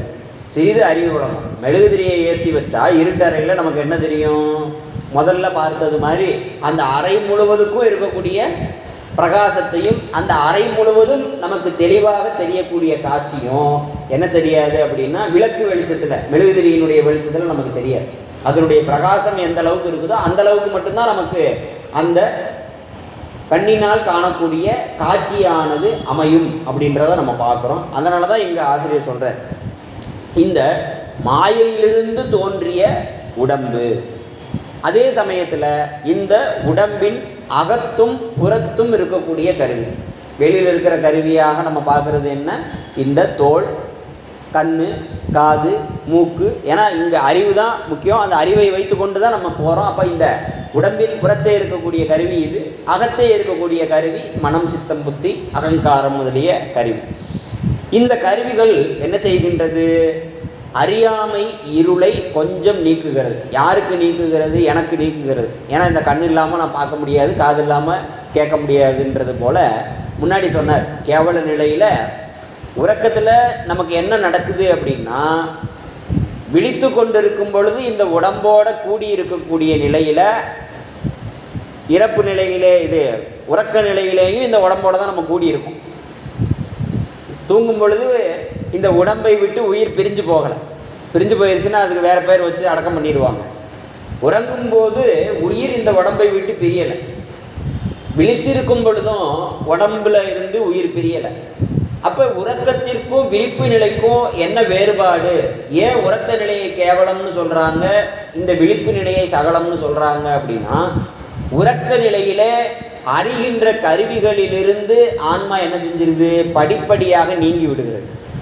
கொஞ்சம் கொஞ்சமா படுக்கிறோம், முதல்ல கை கால்கள் எல்லாம் அப்படியே தளர்வாகுது. அதுக்கப்புறம் மனசுல கண்டது கிடையாது யோசிச்சுட்டு இருக்கக்கூடிய அந்த யோசனைகள் எல்லாம் என்ன பண்ணுது, அப்படியே கொஞ்சம் கொஞ்சமா ஸ்லோவாகி அப்படியே தூக்கத்துக்கு உறக்கத்துக்கு சென்று விடுவோம். அப்ப அந்த கருவிகளினுடைய நீக்கம் என்ன செய்யுது, ஆன்மாவுக்கு அறியாமையை உண்டு செய்வது போல இந்த கருவிகளினுடைய சேர்க்கை என்ன செய்கின்றது, ஆன்மாவுக்கு அறிவை உண்டு செய்கிறது. இது ரெண்டையும் நீங்க நல்லா இப்படி புரிஞ்சுக்கிட்டீங்கனாலே ரொம்ப எளிமையா இருக்கும். கருவிகளினுடைய நீக்கம் அறியாமை. தூங்கும் பொழுது எப்படி ஒவ்வொரு கருவியா ஒவ்வொரு சுவிட்சா ஆஃப் பண்ணா எப்படி ஒவ்வொரு லைட்டா ஆஃப் ஆகுமோ, அது மாதிரி மெய்வாய், கண், மூக்கு, செவி எல்லாம் கொஞ்சம் கொஞ்சமா ஓய்வு அடைஞ்சிருது. அப்படி ஓய்வடைந்த காரணத்தினால இந்த கருவியை எப்பொழுதும் பற்றி கொண்டிருக்கக்கூடிய மனம் என்ன செய்யல, அதுக்கு வேலை இல்லாமல் அதுவும் ஓய்வை நோக்கி போகுது. நீங்கள் உட்காந்து கொட்டை கொட்டை சினிமா பார்த்துக்கிட்டு உட்காந்துருந்தீங்கன்னா மனம் எப்படி செய்யும்? தூங்குமா? தூங்காது. அது அந்த காட்சியிலேயே ஈடுபட்டுக்கிட்டு தான் இருக்கும் அப்படின்றத நம்ம பார்க்குறோம். அப்போ அறிவு விளக்கம் என்பது ஆன்மாவுக்கு கேவல நிலையிலே கருவிகளோடு கூடாத காரணத்தினாலே அங்கு அறிவு விளக்கம் கிடையாது. அப்படி அறிவு விளக்கம் இல்லாத நிலை என்பது கேவல நிலை என்று சொல்லப்பட்டது. ஏன் இந்த கருவிகளோடு கூடினாதான் ஆன்மாவுக்கு அறிவு விளக்கமா அப்படின்னா, ஆமாம், அது இயல்பாகவே இருட்டில் மறைஞ்சு கிடக்குது. இருட்டு என்பது இங்கே என்ன? ஆணவ மலம் தான் அதுக்குரிய இருட்டு. அப்போ இருட்டிலே இருக்கக்கூடிய ஆன்மாவுக்கு என்ன செய்ய வேண்டி இருக்கிறது? இப்போ நேரடியாக பிரகாசத்தை கொடுத்தா ஆன்மாவினால என்ன செய்ய முடியாது? அந்த பிரகாசத்தினுடைய அருமை அதுக்கு தெரியாது. அதனால அதனுடைய தன்மையும் எடுத்ததுமே ஒரு தலையில் கட்டி இருக்கக்கூடிய ஒரு நோயாளிக்கு ஒரே நாளில் ஒரே அமர்வுள்ள டாக்டர் என்ன பண்ணிட முடியாது? நோயை நீக்கிவிட முடியாது. அவருக்கு பலகட்ட சிகிச்சை தேவைப்படும். அதுபோல இந்த ஆன்மாவுக்கு என்ன செய்யப்படுகிறது அப்படின்னா, அந்த நோயினுடைய தீவிரத்திற்கு தகுந்தாற் போல பல சிகிச்சைகள் தேவைப்படுகிறது. அதற்கு தகுந்தாற் போல இறைவன் என்ன பண்றான் அப்படின்னா, தனுக்கரண போன போகங்களை அந்த ஆன்மாவினுடைய வினைக்கு ஈடாக கொடுக்கிறான் அப்படின்றத நம்ம பார்க்கிறோம். ஆகவே இந்த உடம்பும் இந்த உடம்பின் அகத்தும் புறத்தும் உள்ள கருவிகளும் ஆன்மாவாகிய நம்ம என்ன செய்யுது? கருவிகள் விழிப்படைய அந்த கருவிகள் வழியாக நமக்கு நம்முடைய அறியாமை நிலையிலிருந்து நீங்கி சற்று விழிப்பு நிலைக்கு வந்துடுறோம்.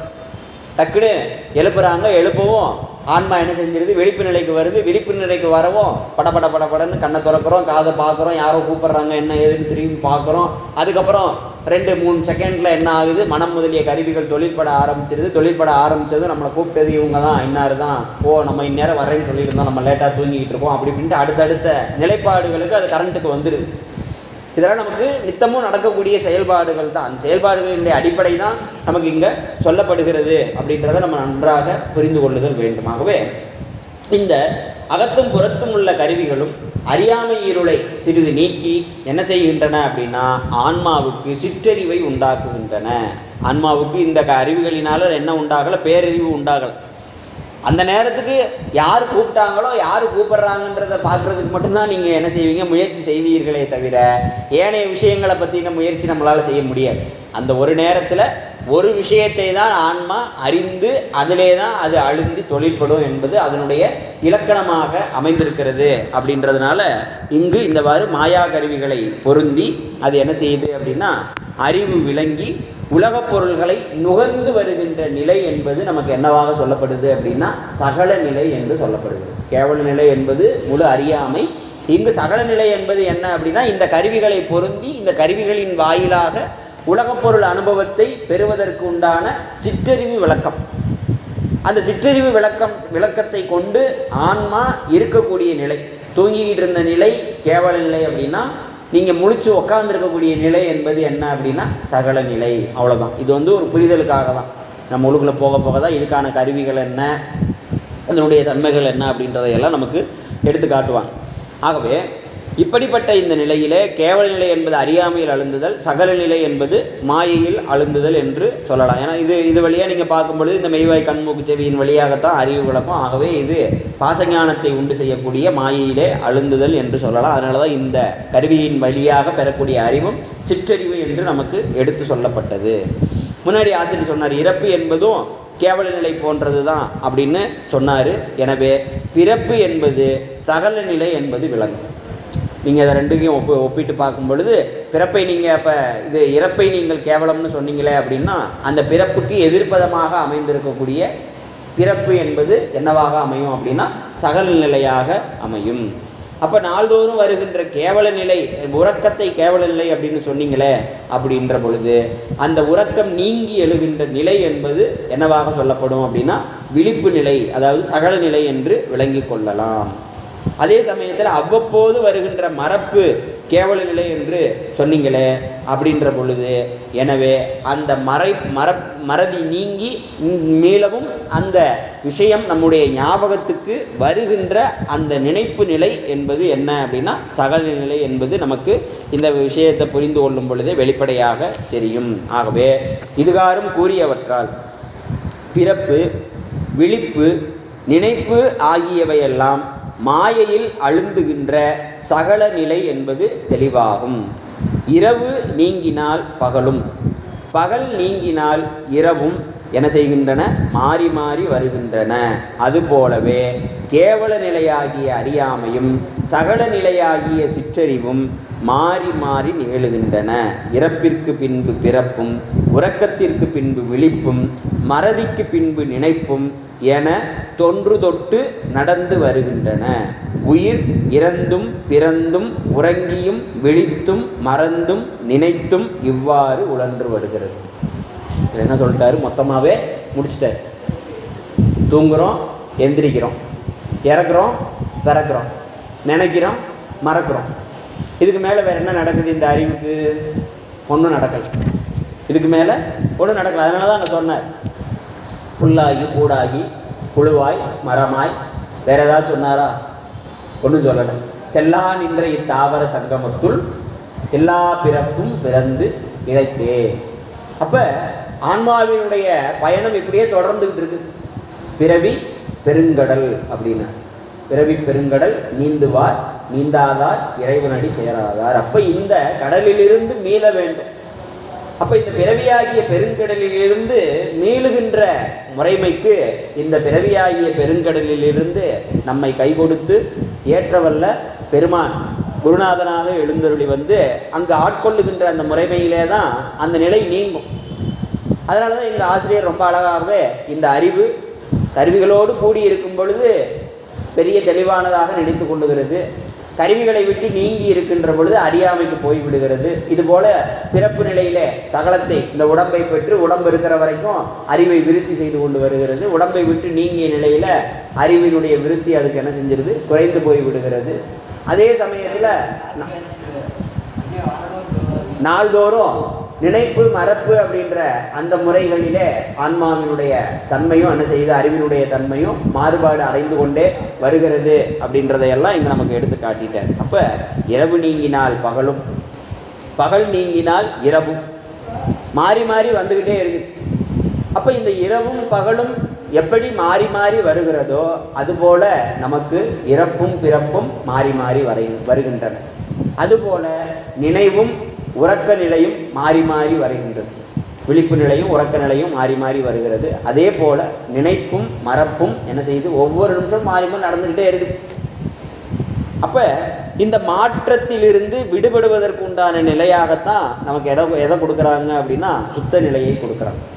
இரவும் பகலுமற்ற அந்த நிலை அப்படின்றத நமக்கு நூல்கள்ல நிறைய இடங்கள்ல நமக்கு சொல்றாங்க இல்லையா? இரவும் பகலும் இல்லாத ஓரிடம், எப்பொழுதும் நிலை பெற்று இருக்கக்கூடியதாகிய ஓரிடம். அப்படிப்பட்டதான அந்த இடத்துக்கு உரியதான வினா, அந்த இடத்துக்கு எப்படி போறது? ஏன்னா இது வரைக்கும் நம்ம பார்த்தாச்சு. இது வரைக்கும் அந்த பிறவியினுடைய தன்மைகள்ல தான் பொருந்தி இருக்கக்கூடிய வகையில எடுத்து சொல்லிட்டார். ஆக இந்த சுத்த நிலை என்பது இந்த தடுமாற்றம் தீர்ந்து, எந்த தடுமாற்றம்? நினைப்பு மறப்பு பிறப்பு இறப்பு, அதுக்கு முன்னாடி சொல்லப்பட்டதாகிய நிலை நம்ம என்ன பார்த்தோம்? உறக்கம் விழிப்பு. இப்படிப்பட்ட இந்த தடுமாற்றம் தீர்ந்து ஒரு நிலைப்பட்ட தன்மையை எய்த வேண்டுமாயின் உயிர் என்ன செய்ய வேண்டும்? திருவருளை சேர்தல் வேண்டும். எல்லா பிறப்பும் பிறந்து இழைத்தேன் எம்பெருமான் மெய்யே உன் பொன் அடிகள் கண்டு இன்று வீடுற்றேன். வீடுதல் அப்படின்னா அதை விடுதல். எதை விடுதல்? புல்லாகி பூடாகி புழுவாகி மரமாகி பல்விருகமாய் பறவையாய் பாம்பாய் இப்படி தொடர்ந்து வந்து கொண்டிருக்கக்கூடியதாகிய இந்த பிறப்பும் இந்த பிறப்பின் மாறுபாடுகளினாலே அடியேன் அடைகின்றதாகிய இன்ப துன்ப நுகர்வுகளாகிய இழைப்பும். ஏன்னா இழைப்பு, அதுக்கு இழைப்புன்றது நமக்கு துன்பம் தான். பிறவி என்பதே மொத்தத்துக்கு துன்பம் தான் அப்படின்ற வகையில் அங்கே ஆசிரியர் எடுத்து காட்டார். ஆகவே இப்படிப்பட்ட இந்த நிலை மாறுதலுக்கு உட்பட்ட தன்மையிலிருந்து விடுபடணும். அப்ப விடுபடுதல் என்பது எங்க நிகழும்? திருவருளின் வாயிலாக தான் நிகழும். அப்ப அந்த திருவருளை நமக்கு யார் கொடுக்க முடியும் அப்படின்னு சொல்லி பார்க்கின்ற பொழுது அது பெருமான் குருநாதனாக வந்துதான் நமக்கு என்ன செய்ய முடியும்? கொடுக்க முடியும் அப்படின்றத நம்ம பார்க்கிறோம். ஆகவேதான் நீங்க சொல்ற இந்த தடுமாற்றம் தீர்ந்து ஒரு நிலைப்பட்ட தன்மையை எய்த வேண்டுமானால் உயிர் திருவருளை சேர்தல் வேண்டும்.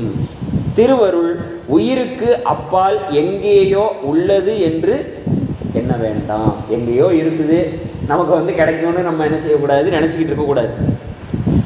உயிரிடத்திலேயே எப்பொழுதும் என்ன செய்து கொண்டிருக்கிறது? உடனாக இருந்து கொண்டிருக்கிறது. அந்த திருவருள் எங்க இருக்குதுன்னா நம்ம கூடயே தான் இருக்கு. அது நம்மளுக்கு சரியான வகையில் என்ன செய்யும்? வழிநடத்தி கொண்டு செல்லும். அப்ப உயிரிடத்தேயே எப்பொழுதும் உடனாக உண்டு. அதனை நாம் தெரிந்து கொள்ளாமலேயே இருக்கின்றோம். ஏன் தெரிந்து கொள்ளாமல் இருக்கின்றோம் அப்படின்னா, இந்த உடல் சார்பும் உலகச் சார்பும் ஆகிய பற்றுக்களே நம்மை திருவருளை நோக்காதபடி செய்கின்றன. இந்த உடல் சார்பும் உலகச் சார்பும் என்ன செய்யலை? அப்படி நம்மையே இன்னும் நம்மளை நோக்காத, நம்மளையே இன்னும் நம்ம நோக்கி பார்க்கல. ஏன் அப்படின்னா, நம்மளை நோக்கி நம்ம பார்த்திருந்தோம் அப்படின்னா நமக்கு எது நல்லதுன்றது தெரிஞ்சிருக்கும். ஏன்னா எப்பொழுதுமே நம்ம எப்படிப்பட்டவங்க அப்படின்னா, எனக்கு நல்லதுன்னு பட்டுச்சு நான் பண்ணேன்னு தான் சொல்லக்கூடிய ஆட்கள். வேற யாருக்கு நல்லது பட்டு அவருக்கு நல்லது பட்டதை நான் எதுக்குங்க பண்ணணும்னு தான். அதனாலதான் எண்ணில் இனியார் அப்படின்னு சொல்லிட்டு நாவுக்கரச பெருமான் ஒரு திருவிருத்தை பாடியிருப்பார். எண்ணில் இனியார் எனக்கு யாரும் கிடையாது, ஆனால் என்னிலும் இனியான் ஒருவன் உடன். என்னை விட இனியவனாக ஒருத்தன் இருக்கிறான் எனக்கு அப்படிம்பார். யார் அப்படின்னா, அவன் என்னுடைய பெருமான் அப்படிம்பார். ஏன் அப்படின்னா, என்னுடைய நன்மையை கூட நான் அவ்வளவு தூரத்துக்கு நான் கருதி கொண்டது இல்லை. ஏன்னா என்னுடைய நன்மையை நான் கருதி இருந்தேன் அப்படின்னா இந்த அழியக்கூடிய உடம்பை வச்சுக்கிட்டு நான் வாழணும்னு நினைச்சிருந்திருப்பேனா? என்னுடைய இனிமையை நான் கருதி இருந்தேன். ஏன்னா உயிரின்ற தன்மைக்கு உயிருக்கு அழிவு கிடையாது. உயிருக்கு வினை வயப்பட்டிருக்கக்கூடிய காரணத்தினாலே, உயிர் அதை இயல்பாக பற்றி இருக்கக்கூடிய ஆணவ மலத்தினுடைய தன்மையின் காரணத்தினாலே உயிர் என்ன செய்யுது? இந்த உடம்போடு கூடியிருந்து இந்த உடம்புக்கு இட்ட பெயரே என்பதாக கருதி கொண்டு இந்த வகையில இந்த உடம்பை கொண்டு இன்ப துன்பத்தை அனுபவிச்சுக்கிட்டு இருக்கு. ஆனா இந்த உடலை இங்கு ஆச்சாரிய பூர்த்திகள் என்ன சொல்றாங்க? இதை பெருமானுடைய வழிபாட்டுக்குரியதாக மாற்றிக்கொண்டு இந்த உடம்பை கொண்டே இந்த உடம்பிலிருந்து விடுபடுகிற நிலையை ஆன்மா அடைய வேண்டும். ஆகவேதான் ஆக்கையால் பயனென்கொள் அப்படின்றதையும் எடுத்துக்காட்டினார். பூக்கையால் போற்றி எண்ணாத இவ்வாக்கையால் பயனென்கொள் அப்படின்றதையும் எடுத்துக்காட்டி ஆக்கைக்கே இறை தேடி கடைசியில் என்ன பண்ணிடுறாங்க? கடைசியில் காக்கைக்கே இறையாகி கழிகின்றனரே அப்படின்றார். அப்ப இங்கு நான் என்னை அறிந்து கொண்டேன் அப்படின்னா எனக்கு இனிமையான செயல் என்ன, எனக்கு இனிமையை தரக்கூடிய பொருள் என்ன அப்படின்றத நான் தெரிஞ்சுக்குவேன். அதனாலதான் இங்க சொல்றார், அந்த திருவருளை ஆன்மா அறியாமல் இருக்கிறதுக்கு காரணம் என்ன அப்படின்னா, எனக்கு இந்த உடம்பும் இந்த உடம்பினாலே நான் அனுபவிக்கக்கூடிய இந்த உலகமும் இந்த உலகத்திலே இருக்கக்கூடிய பொருள்களுமே எனக்கு இனிமையாக தெரிகின்ற காரணத்தினாலே என்னுடைய அறிவு என்ன செய்யல? திருவருளை நம்பல. கடவுளா இருந்துட்டு போட்டுமே, அதனால எனக்கு என்ன பிரச்சனை அப்படின்றது அது. ஆகவே இங்கு ரொம்ப அழகா சொல்றார், ஆகிய பற்றுக்களே நம்மை திருவருளை நோக்காதபடி செய்கின்றன. அந்த பற்றுக்கள் அருந்தால் அக்கணமே திருவருளின் இருப்பை தெற்றென உணர்ந்து கொள்ளும். தெற்றென அப்படின்னா தெளிவா தெரிஞ்சுக்கும். அந்த பற்றுக்கள் அறுதல் அப்படின்னா எப்படி? இந்த உடம்பு நிலை இல்லாதது அப்படின்னா இந்த உடம்போட நம்மளை கூட்டி வைத்து இந்த உடம்பினுடைய தன்மையிலே நம்முடைய பொருந்தி இருந்து ஒவ்வொரு நேரத்திலையும் ஒவ்வொரு சமயத்திலேயும் நமக்கு அந்த வினை அனுபவத்தை நம் உடனிருந்தே ஊட்டி கொண்டு வருகிறானே பெருமான். இமைப்பொழுதும் என் நெஞ்சில் நீங்காதான், இமைப்பொழுதும் கைலாயத்துல நீங்காதான்னு சொல்லல. இமைப்பொழுதும் அவர் எங்க நீங்காம இருக்கிறாரு? என்னிடத்துல இருந்து நீங்காம இருக்கிறாரு. அப்ப என்னிடத்தே தான் அவனை நான் என்ன செய்ய வேண்டும்? உணர வேண்டும். அப்ப என்னிடத்தே இருக்கக்கூடிய ஒரு பொருளை, எப்படிப்பட்ட பொருள் அது? சாதாரண பொருளா? ஆனந்தமாகிய பொருள். அப்படிப்பட்ட ஆனந்தமாகிய பொருளை நான் உணராமல் எனக்கு துன்பத்துக்கு காரணமா இருக்கக்கூடிய பொருளை நான் உணர்ந்து கொண்டு இருக்கும் பொழுது எனக்கு என்ன கிடைக்கும்? ஒரு பக்கத்துல லட்டும் இருக்கு, இன்னொரு பக்கத்துல மிளகாயும் இருக்குது. நான் போய் மிளகாயை சாப்பிட்டுட்டு இனிக்கலையேன்னு சொன்னா யார் மேல தப்பு? என் மேலதான் தப்பு. அப்ப எனக்கு எது இனிமைக்குரிய பொருளோ அதை தேர்ந்தெடுக்கக்கூடிய அறிவு யாருக்கு இருக்குது? சாமி நம்மளுக்கு கொடுத்துருக்கிற.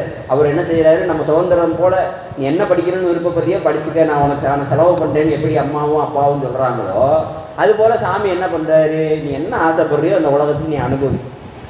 ஏன் அப்படின்னா தான் உனக்கு எது உண்மைன்னு தெரியும். ஏன்னா இந்த பொய்ய பூரா அனுபவித்த நிலையிலே தான் ஆன்மாவுக்கு என்ன தெரியும் அப்படின்னா, இதெல்லாம் நமக்கு விளைந்தது எல்லாமே துன்பமாக தானே இருக்குது. இந்த துன்பத்தில் இருந்து விடுபடுவதற்குண்டான நிலையும் இந்த துன்பம் இல்லாத ஒரு பேரின்ப நிலையும் எனக்கு வாய்க்குமா? அதாவது வெயில்ல அலைஞ்சவனுக்கு தான் நிழலினுடைய அருமை என்னன்றது தெரியும். வெயில்ல அலைஞ்சு திரிஞ்சு வந்தவனுக்கு சாதாரண ஒரு மரத்து நிழலே அவனுக்கு எப்படி இருக்கும்? அப்பா எவ்வளவு நிம்மதியா இருக்குது அப்படின்ட்டு தெரியுமா? அது மாதிரிதான் திருவருளை இந்த பிறவியாகிய தன்மையை உணர்ந்து அடைகின்ற ஆன்மாவுக்கு அந்த திருவருளினுடைய தன்மை எப்படி தெரியும்? அந்த வெயில்ல அலைஞ்சிட்டு வந்தவன் அந்த நிழலை பார்த்ததும் அந்த நிழல்ல இருந்து எந்திரிச்சு போகணும்னு நினைக்க மாட்டான்.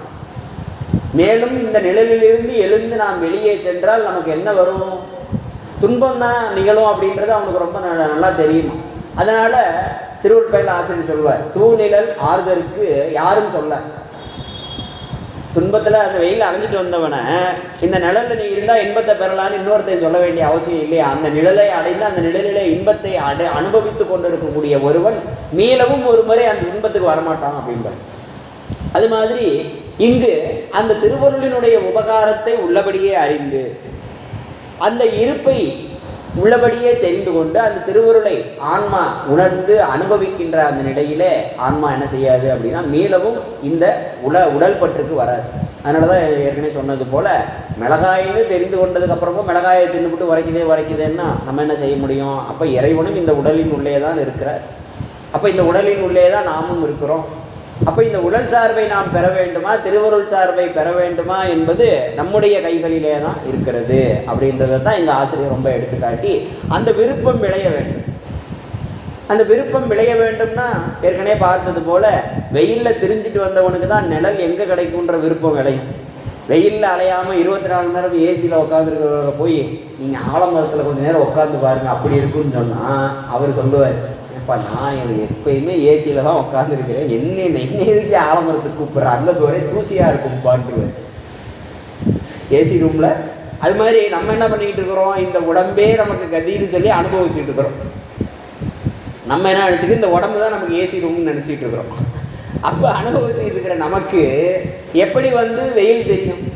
ஏன்னா வெயிலுக்கு வந்ததுக்கு அப்புறம் தான் அந்த வெயிலோட தன்மை என்னன்னு புரியும். அது போல இந்த உடம்பினுடைய தன்மையை ஆராய்ந்து ஆராய்ந்து ஆராய்ந்து பார்க்க பார்க்க பார்க்க பார்க்க ஏன் நமக்கு அந்த விழிப்புணர்வு உண்டாகும்? ஏன் திருவருளை நாட மாட்டேன்றோம்? நம்ம என்னமோ திருவருளை நாடுவது என்பது என்னமோ எங்கேயோ இருக்கிற மலை மேல இருக்கக்கூடிய தேனை எடுக்கிறதுக்கு போற மாதிரின்னு நினைச்சுக்கிட்டு இருக்கிறோம். அப்படியெல்லாம் கிடையாது. ரொம்ப எளிமையான செயல். வாழ்ந்து காட்டிட்டு போயிருக்கிறாங்க, குடும்பங்குட்டியோட வாழ்ந்து காட்டிட்டு போயிருக்கிறாங்க. ஏதோ சாமியாரா வாழ்ந்தாங்கன்னு நம்ம சொல்ல முடியாது. குடும்பங்குட்டியோட வாழ்ந்து காட்டிட்டு போயிருக்கிறாங்க 63 நாயன்மார். அப்ப ஒரு எளிமையான வாழ்க்கையை வாழ்வதற்கு நம்ம என்ன செய்யல, தயாராகல. ஏன் அப்படின்னா இங்கிட்டு நம்மளுக்கு அந்த பிடிமானம் இருக்கக்கூடிய அந்த காரணத்தினாலே. ஏன்னா நம்ம இந்த உடம்பையே குளிரூட்டப்பட்ட அறை போல ஏசி ரூம் போல கருதி வாழ்ந்து கொண்டிருக்கிறதுனால நமக்கு வெயிலோட அருமையும் தெரியல. வெயிலோட அருமை தெரிஞ்சாதானே அதுக்கப்புறம் ஆலமரத்தோட நிழல் எப்படிப்பட்டதுன்றது தெரியும். ஆகவேதான் இங்கு ஆசிரியர் சொல்ற இது மாதிரி நம்மை திருவருளை நோக்காதபடி என்ன செய்யுது? இந்த உடலும் இந்த உடலை சார்ந்து இருக்கக்கூடிய அந்த அனுபவத்துக்குரிய உலக பொருள்களுமே மயக்கி கொண்டு இருக்கக்கூடிய காரணத்தினாலே. அதனாலதான் அங்க சொன்னார், மாறி நின்று என்னை மயக்கிடும் வஞ்சப்புலன் அப்படின்லாம் அங்க சொல்றதுக்கான காரணம் என்ன அப்படின்னா அந்த மெய்யறிவை தலைப்படுவதற்கு இந்த அறிவை தடை செய்துக்கிட்டே நிற்குது. மெய்யறிவை என்ன செய்ய மாட்டேங்குது? தலைப்பு அதுல போய் சேரணும் இல்லையா? நம்ம அதை பத்தி சிந்திக்கணும் அப்படின்னா நமக்கு எப்ப சிந்தனை வருது? ஒண்ணுமே நடக்காம விரக்தியில இருக்கும்போது தான் கடவுள் ஏன் எப்படி நம்மளை படுத்துறாருன்ற சிந்தனை வருது. அதுக்கு முன்னாடி வரைக்கும் அப்படி ஒருத்தர் இருக்கிறாருன்ற நினைப்பே வராது. நம்ம தான் இந்த உலகத்துல நம்மள மாதிரி இவ்வளவு திறமையா ஐடியா பண்ணி இந்த வேலையை முடிக்கிறதுக்கு யார் இருக்கான்னு நம்ம நினைச்சிட்டு இருப்போம். உண்மை தானே? அப்ப அந்த துன்பத்தினுடைய தீவிரத்திலே தான் ஆன்மாவுக்கு என்ன செய்யுது? ஆமா, இந்த துன்பத்தை நம்மளால நீக்கி கொள்ள முடியவில்லை. தன்னோட கையாலாகாத தனம் எங்க தெரியும்னா அங்கதான் தெரியும். அது வரைக்கும் தெரியாது. சக்சஸ்ல ஆன்மாவோட கையாலாகாத தனம் தெரியாது. ஆன்மாவுக்கு நம்மளோட யார் பெரியாள், நம்மளோட பெரியாள் இந்த உலகத்துல யாருமே கிடையாது. இருந்திருந்தா இப்படி பண்ணியிருந்திருக்கலாம் இல்லையா? அப்ப யாருமே பண்ணல, நம்ம தான் இப்படி பண்ணியிருக்கிறோம். அதனால இந்த உலகத்திலேயே நம்ம தான் பெரியாள் நான் நினைச்சிருக்கோம். ஆகவே இந்த அனுபவமும் ஆன்மாவுக்கு என்ன செய்யுது? சரி, சோகத்துல இருக்கிறோம், சோகமே நமக்கு தொடர்ந்துருச்சுன்னா நமக்கு நல்ல அறிவு வந்துடும். உடனே சாமி என்ன பண்றாரு? அடுத்த ஒரு வேலையை பண்ணி விட்டுருவாரு. அடுத்த ஒரு சக்சஸை கொடுக்கவும் நம்ம என்ன நினைச்சிடறோம்? திரும்பவும் வேதாளம் முருங்கு மலை ஏறின கதையா ஏறிடுவோம்.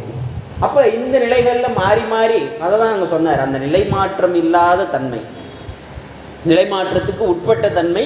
இங்கே வரும் பொழுது அந்த நிலை மாற்றத்துக்கு உட்படாத அந்த திருவருள் வயப்பட்டே இருக்கக்கூடிய தன்மை அப்படின்னு அது ரொம்ப அழகா சொல்ற. கயிறுகளினால் கட்டப்பட்ட ஊஞ்சல், அந்த ஊஞ்சலின் மேலிருந்து ஆடிக்கொண்டிருக்கிற வரையில் நிலம்தான் ஆதாரமாக இருந்து தாங்கி கொண்டிருக்கிறது என்கின்ற உண்மையை நாம் என்ன செய்யறதில்லை, தெரிந்து கொள்வது இல்லை. கயிறுகள் அருந்து கீழே விழும் போதில் நிலம் நம்மை தாய் போல தாங்கிக் கொள்ளும் பொழுதுதான் அந்த உண்மையை அனுபவமாக உணர்வோம். அதுபோல அற்றது பற்றி எண்ணில் திருவருளை உற்றவராவோம். ஊஞ்சலில் உட்காந்து ஆடிக்கிட்டு இருக்கிறோம். அப்போ நமக்கு என்ன தோணும்? இந்த ஊஞ்சலில் இருக்க பலகை தான் நம்மளை தாங்கிக்கிட்டு இருக்குன்னு நம்ம நினச்சிக்கிட்டு இருப்போம். உண்மைதானே? ஊஞ்சலில் ஆடிக்கிட்டு இருக்கும் பொழுது ஊஞ்சலில் போட்டிருக்க அந்த பலகையில் உட்காந்து ஆடும் பொழுது எவ்வளோ அழகாக இருக்குது, எவ்வளோ சந்தோஷமாக இருக்குதுன்னு அந்த பலகை தான் தாங்கிக்கிட்டு இருக்குன்னு நினைப்போம். அதே சமயத்தில் அந்த கயிறுகள் அறுந்து போய் விழுகின்ற பொழுது நாம் ஆடிக்கொண்டிருந்த இந்த ஊஞ்சல் பலகைக்கும் சேர்த்து ஆதாரமாக இருக்கிறது எது? தாயாகிய நிலம். அதுபோல இந்த உடம்புக்கும் இந்த உடம்பினுள்ளே இருந்து கொண்டு இத்தனை கூத்தடிக்கிற இந்த ஆன்மாவுக்கும் இத்தனை காலமும் ஆதாரமாக இருந்தது எது அப்படின்னா இறைவனாகிய அவனுடைய இறைவனது திருவருளும் இறைவனும் தான் அப்படின்றத ஆன்மா எப்போ அறிந்து கொள்ளும் அப்படின்னா கயிறு அரும்பொழுது தான் அறிந்து கொள்ளும். அதுபோல இந்த பற்றுக்களிலிருந்து படிப்படியாக நீங்குகின்ற அந்த நிலையிலே தான் ஆன்மாவினுடைய அறிவு என்ன செய்யும்? ஏன்னா இந்த புலன்கள் மாறி மாறி மயக்கிட்டே இருக்கிறதுனால இந்த அறிவு என்ன செய்யாது? உள்ளுக்குள்ள போகாது. நன்றாக நீங்க ஒரு விஷயத்தை ஆர்வமா செஞ்சுக்கிட்டு இருக்கும் பொழுது நான் இன்னொரு விஷயத்தை உங்கள்கிட்ட சொன்னேன் அப்படின்னா நீங்க என்ன செய்வீங்க? நீங்க அப்புறமா சொல்லுங்க, நான் முக்கியமான வேலையில் இருக்கேன்னு சொல்லிடுவீங்க. அதுபோல ஆன்மா இந்த உடல் பற்றுக்களை கொண்டு அதை அனுபவிக்கிறதுக்கே தீவிரமா செயல்பட்டுக்கிட்டு இருக்கும் பொழுது அங்கு திருவுருளை பற்றியான நாட்டமும் அதை பற்றியான செய்திகளும் அதை சார்ந்த விஷயங்களும் என்ன செய்யாது அப்படின்னா அதனுடைய அறிவுக்குள்ளேயே நுழையாது என்பதை விட அப்படி நுழைந்தாலும் அதை ஏற்றுக்கொண்டு நடைமுறைப்படுத்துவதில் ரொம்ப என்ன செய்யும் அப்படின்னா சோம்பேறித்தனமாக இருக்கும். நம்ம பையன் மாதிரி தான் உட்காந்து 1 மணி நேரம் படிக்கிறதுக்கு அவனுக்கு மேலே கை காலெல்லாம் வலிக்கும், கண்ணெல்லாம் எரியுதும்மா. புதுப்படம் ஒன்று படத்தை ஏற்றி உட்காந்து பாடுறான்னா 3 மணி நேரம் உட்காந்து கண்ணு கொட்டாமல் பார்த்துட்டு இன்னொரு படத்தையும் நான் பார்க்குறேன்மா. என்னடா படிக்கிறதுக்கு 1 மணி நேரம் உன்னால் முடியலன்ற. ஆனால் உட்காந்து கொட்ட 3 மணி நேரம் படம் பார்க்குறியாடா அப்படின்னா அவன் அதுக்கெல்லாம் காரணம் சொல்ல மாட்டான். அதை நம்ம தெரிஞ்சுக்க வேண்டியது. அது மாதிரி தான் நம்மளும் வழிபாடு செய்யணும்னு சொன்னால் செய்ய மாட்டோம். இறைவன் ஒருத்தர் இருக்கிறாரு அப்படின்னு சொன்னால் நம்ப மாட்டோம்.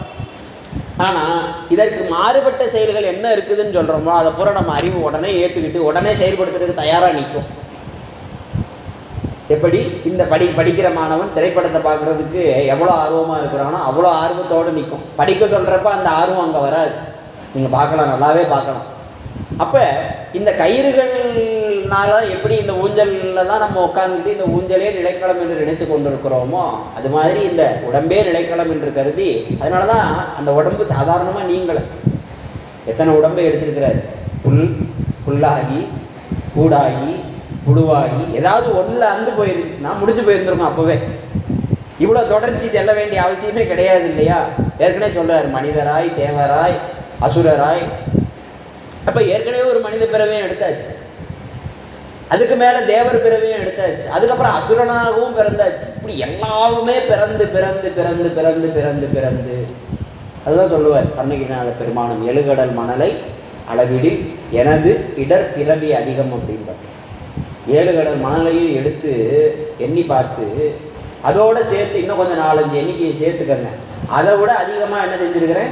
பிறவி எடுத்திருக்கிறேன். எப்படிப்பட்ட பிறவியை எடுத்திருக்கிறேன்? இடர் பிறவி, என்னை துன்புறுத்துவதாகிய பிறவியை எடுத்திருக்கிறேன் அப்படின்னு அருணகிரிநாத பெருமான் சொல்றார். அப்ப அவங்கெல்லாம் பொய் சொல்ல வேண்டிய அவசியம் கிடையாது. அனுபவிச்சிருக்கிறாங்க. அந்த அனுபவத்தின் வாயிலாகத்தான் அவங்க அந்த உண்மையை சொல்றாங்க. அப்ப இன்னும் நமக்கு பார்க்கிறோம், நம்முடைய ஆசிரியர்கள் எல்லாருமே என்ன செஞ்சிருக்கிறாங்க?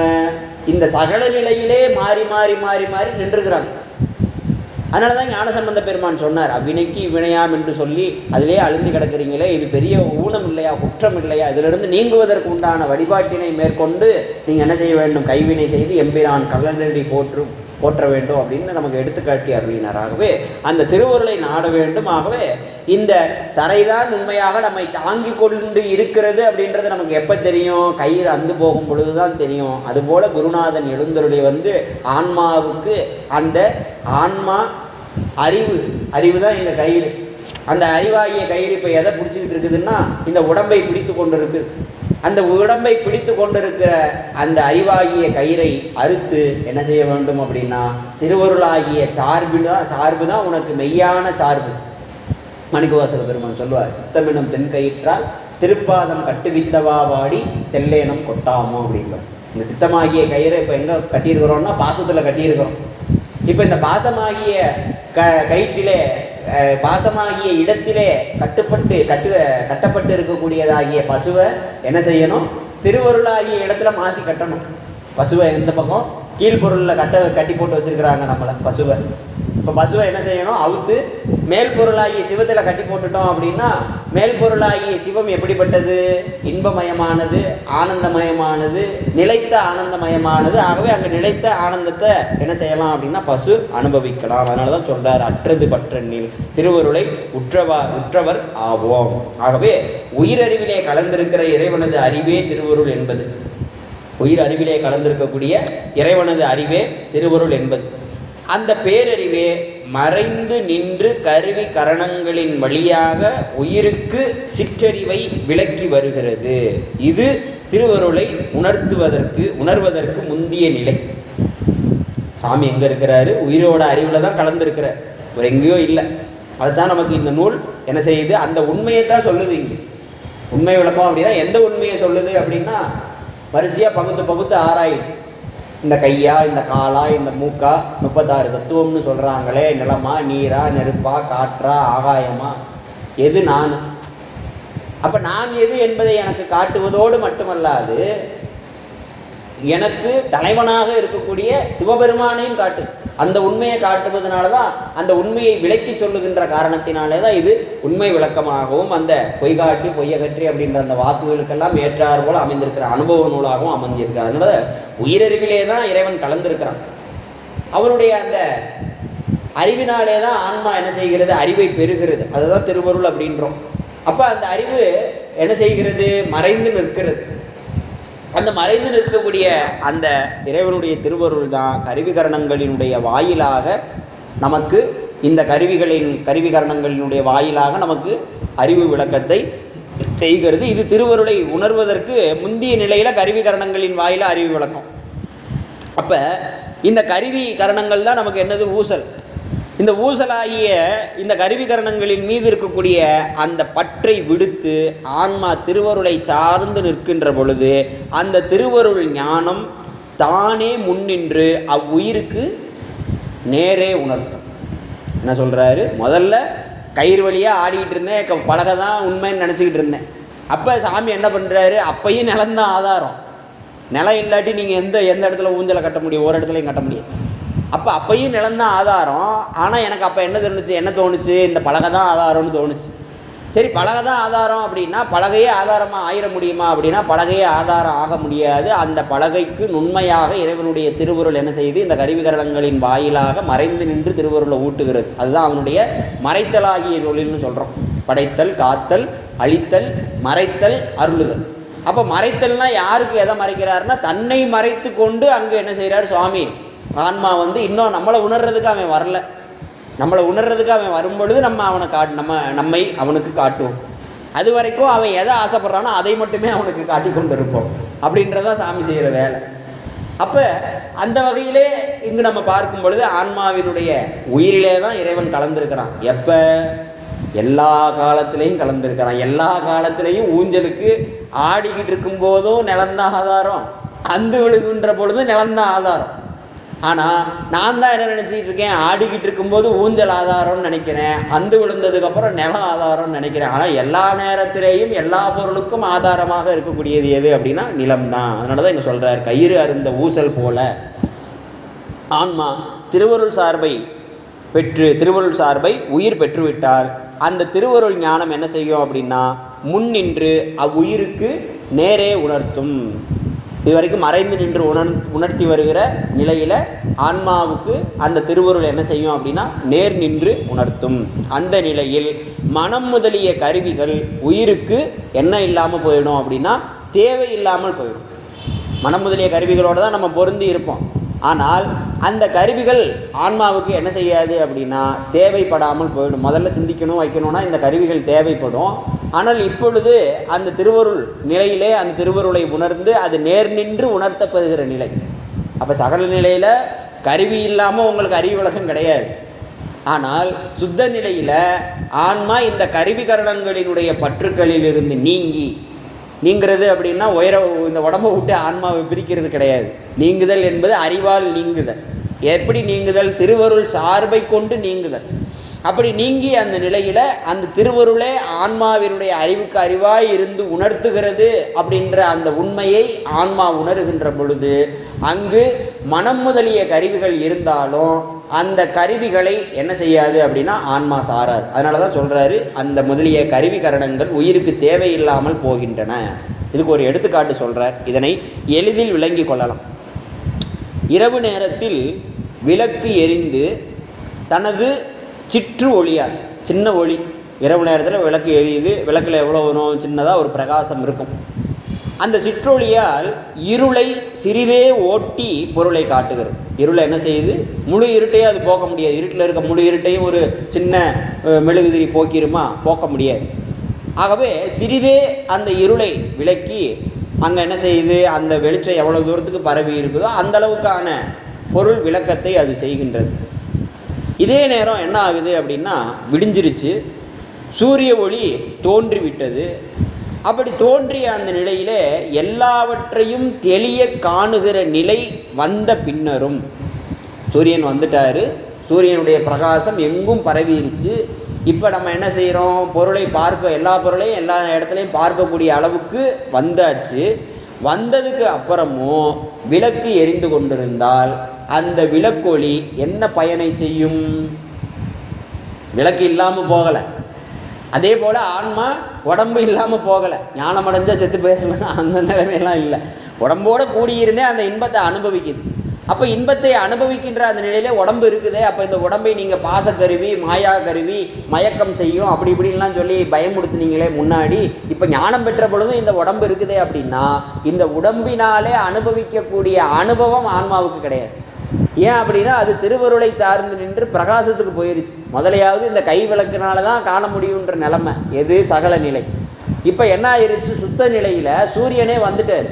சூரியன் வந்ததுக்கு அப்புறம் இந்த விளக்கு ஒளியை வச்சுக்கிட்டு என்ன பண்ண முடியும்? ஒன்றும் பண்ண முடியாது. விளக்கு ஒளி இருந்து கொண்டிருந்தாலும், பகல் நேரத்தில் அந்த மெழுகுதிரி எரிந்து கொண்டிருந்தாலும் அதனால் என்ன இல்லை அப்படின்னா பயன் இல்லை. அதனால தான் சொல்லுவாங்க, பரத்தை பார்த்திருப்பார் பதார்த்தங்கள் பார.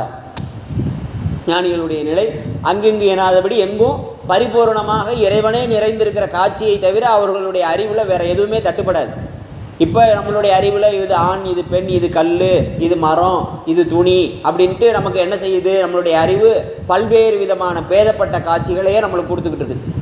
ஆனால் அவர்களுக்கு என்ன செய்யாது அப்படின்னா எந்த காட்சியும் எந்த நிலையிலேயும் பேதப்பட தோன்றாது. ஏன்னா நம்ம அறிவு தானே நமக்கு இந்த பொருள்கள் எல்லாம் எப்படிப்பட்ட தன்மை உடையதுன்னு காட்டிக்கிட்டே இருக்குது.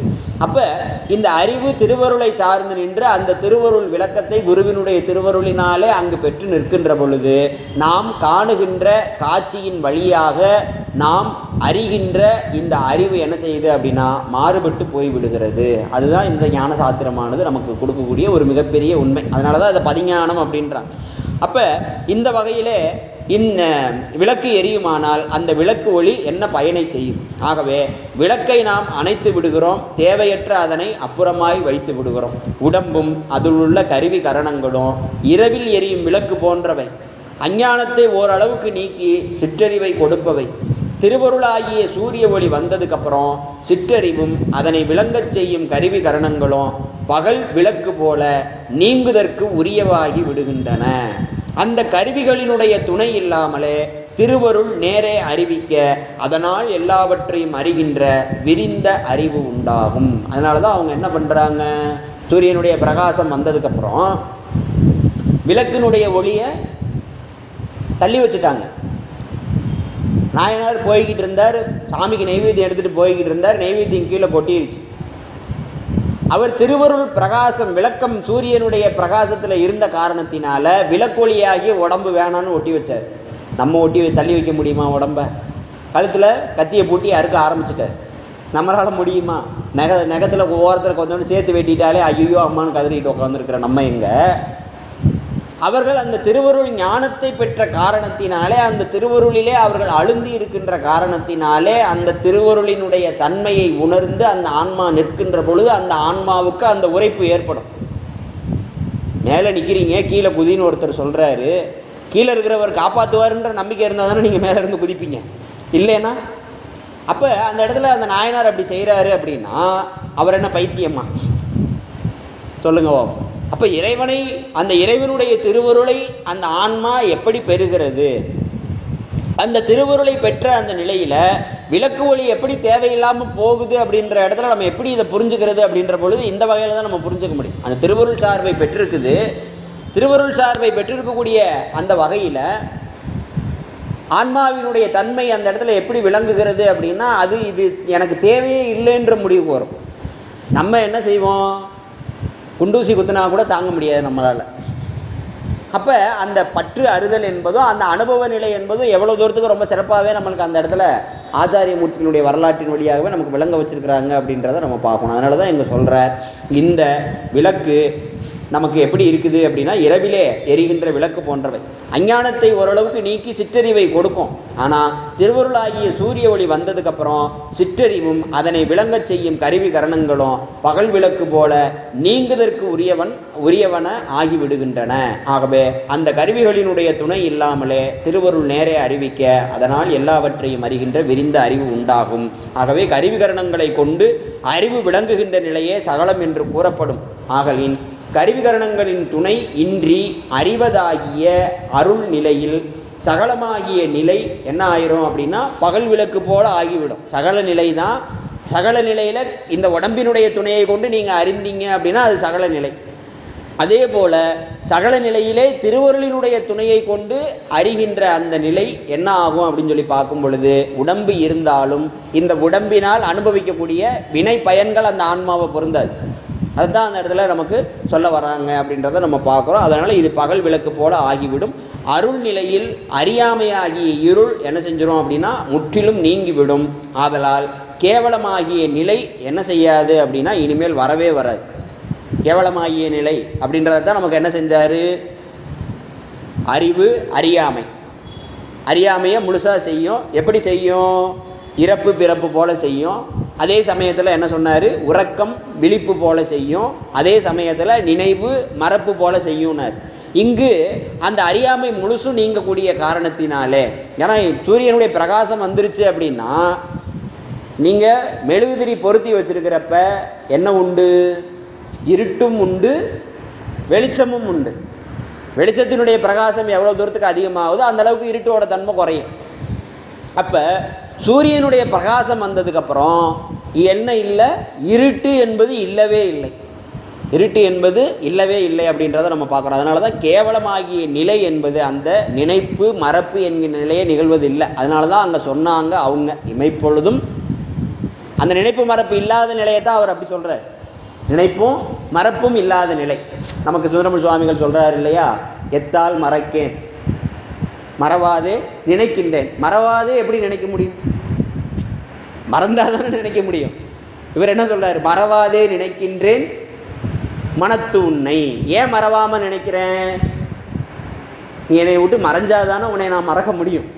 நீ தான் எப்பயுமே என் உடனேயே இருக்கிறாயே. கண்ணோட எப்படி இந்த ஒளியானது கலந்தே நிற்கிறதோ அதுபோல உயிரோடு இறைவனுடைய திருவருள் என்ன செய்து கலந்தே நிற்கிறது. அதனாலதான் இங்க சொல்றார், கருவிகளை கொண்டு அறிவு விளங்குகிற நிலை சகலம். அப்படிப்பட்ட அந்த நிலையில கருவிகளின் துணையின்றி அறிவதாகிய அருள் நிலையில் சகலம் என்னவாக ஆகிவிடும்? இந்த சுத்த நிலையில சகலமாகிய நிலை பகல் விளக்கு போல ஆகிவிடும். அருள் நிலையிலே அறியாமையாகிய இருள் என்ன செய்து விடுகிறது அப்படின்னா முற்றிலுமாக நீங்கிவிடும். ஆதலால் கேவலமாகிய நிலை என்பது நிகழ்வதே கிடையாது. இங்கனம் சகல கேவலங்கள் நிகழாமல் உயிர் திருவருளில் அழுந்தி நிற்கின்ற நிலையே சுத்த நிலை எனப்படும். ஆகவே இந்த உலகில் வாழும் பொழுதே இந்த சுத்த நிலையை அடையலாம். இந்த சுத்த நிலையை தலைப்பட வேண்டும் என்னும் வேட்கையினால் ஆசிரியரிடம் விண்ணப்பிக்கின்ற வினாக்கள் இவைகள் ஆதலின் அவை சுத்த வினா எனப்பட்டன. அவர் மட்டும் சுத்த நிலையை அடையிறதுக்கு விண்ணப்பிக்கல, அவர் விண்ணப்பிக்கின்ற முகமாக நாமும் அந்த சுத்த நிலையை அடையிறதுக்கு ஒரு வகுப்பறை இருக்குது அப்படின்னா ஒரு மாணவன் எழுந்து கேட்கக்கூடிய கேள்வி என்ன ஆகும்? ஏனைய மாணவர்களுக்கும் பயன் தரும். அது மாதிரி இங்கு திருவதிகை மணவாசகம் கிடந்த நாயனார் எல்லாவற்றையும் அறிந்து அனுபவித்து அந்த அனுபவத்தில் அழுந்தி இருக்கக்கூடியவர். அப்படி அழுந்தி இருக்கக்கூடியவர் இப்படி ஒரு நிலையில இந்த ஒரு வகையில இந்த நூலை அமைத்திருக்கிறார் அப்படின்னா அது எதற்கு அப்படின்னா அது நம்மீது கொண்டிருக்கக்கூடிய பெருங்கருணை. பின் வருகின்ற இந்த ஆன்மாக்களும் என்ன செய்ய வேண்டும்?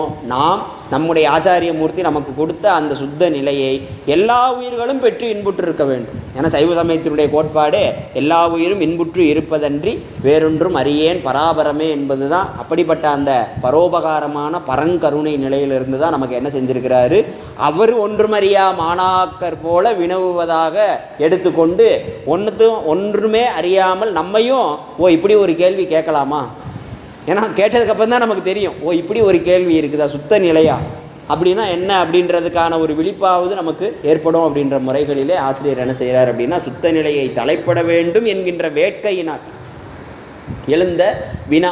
ஆகவே ஆசிரியரிடம் விண்ணப்பிக்கின்ற வினாக்கள் ஆதலின் அவை என்ன செய்யப்பட்டன அப்படின்னா சுத்த வினாக்கள் எனப்பட்டன அப்படின்னு சொல்லி, இந்த வகையில் இந்த நூல் எதற்காக வந்தது, இந்த நூலை அருளி செய்கின்ற தன்மையுடைய ஆச்சாரியன் யார், அதே சமயத்தில் இந்த நூலை பயிலுவதால் நாம் எந்த நிலைக்கு செல்ல போகிறோம் அப்படின்றது வரைக்கும் ஆசிரியர் இந்த ஒரு பாடலின் வழியாகவே நமக்கு விளக்கி காட்டியிருக்கிறார் என்று கூறிக்கொண்டு இந்த அளவிலே நிறைவு செய்கிறேன். ஹரஹர பார்வதி பதையே ஹர மகாதேவா.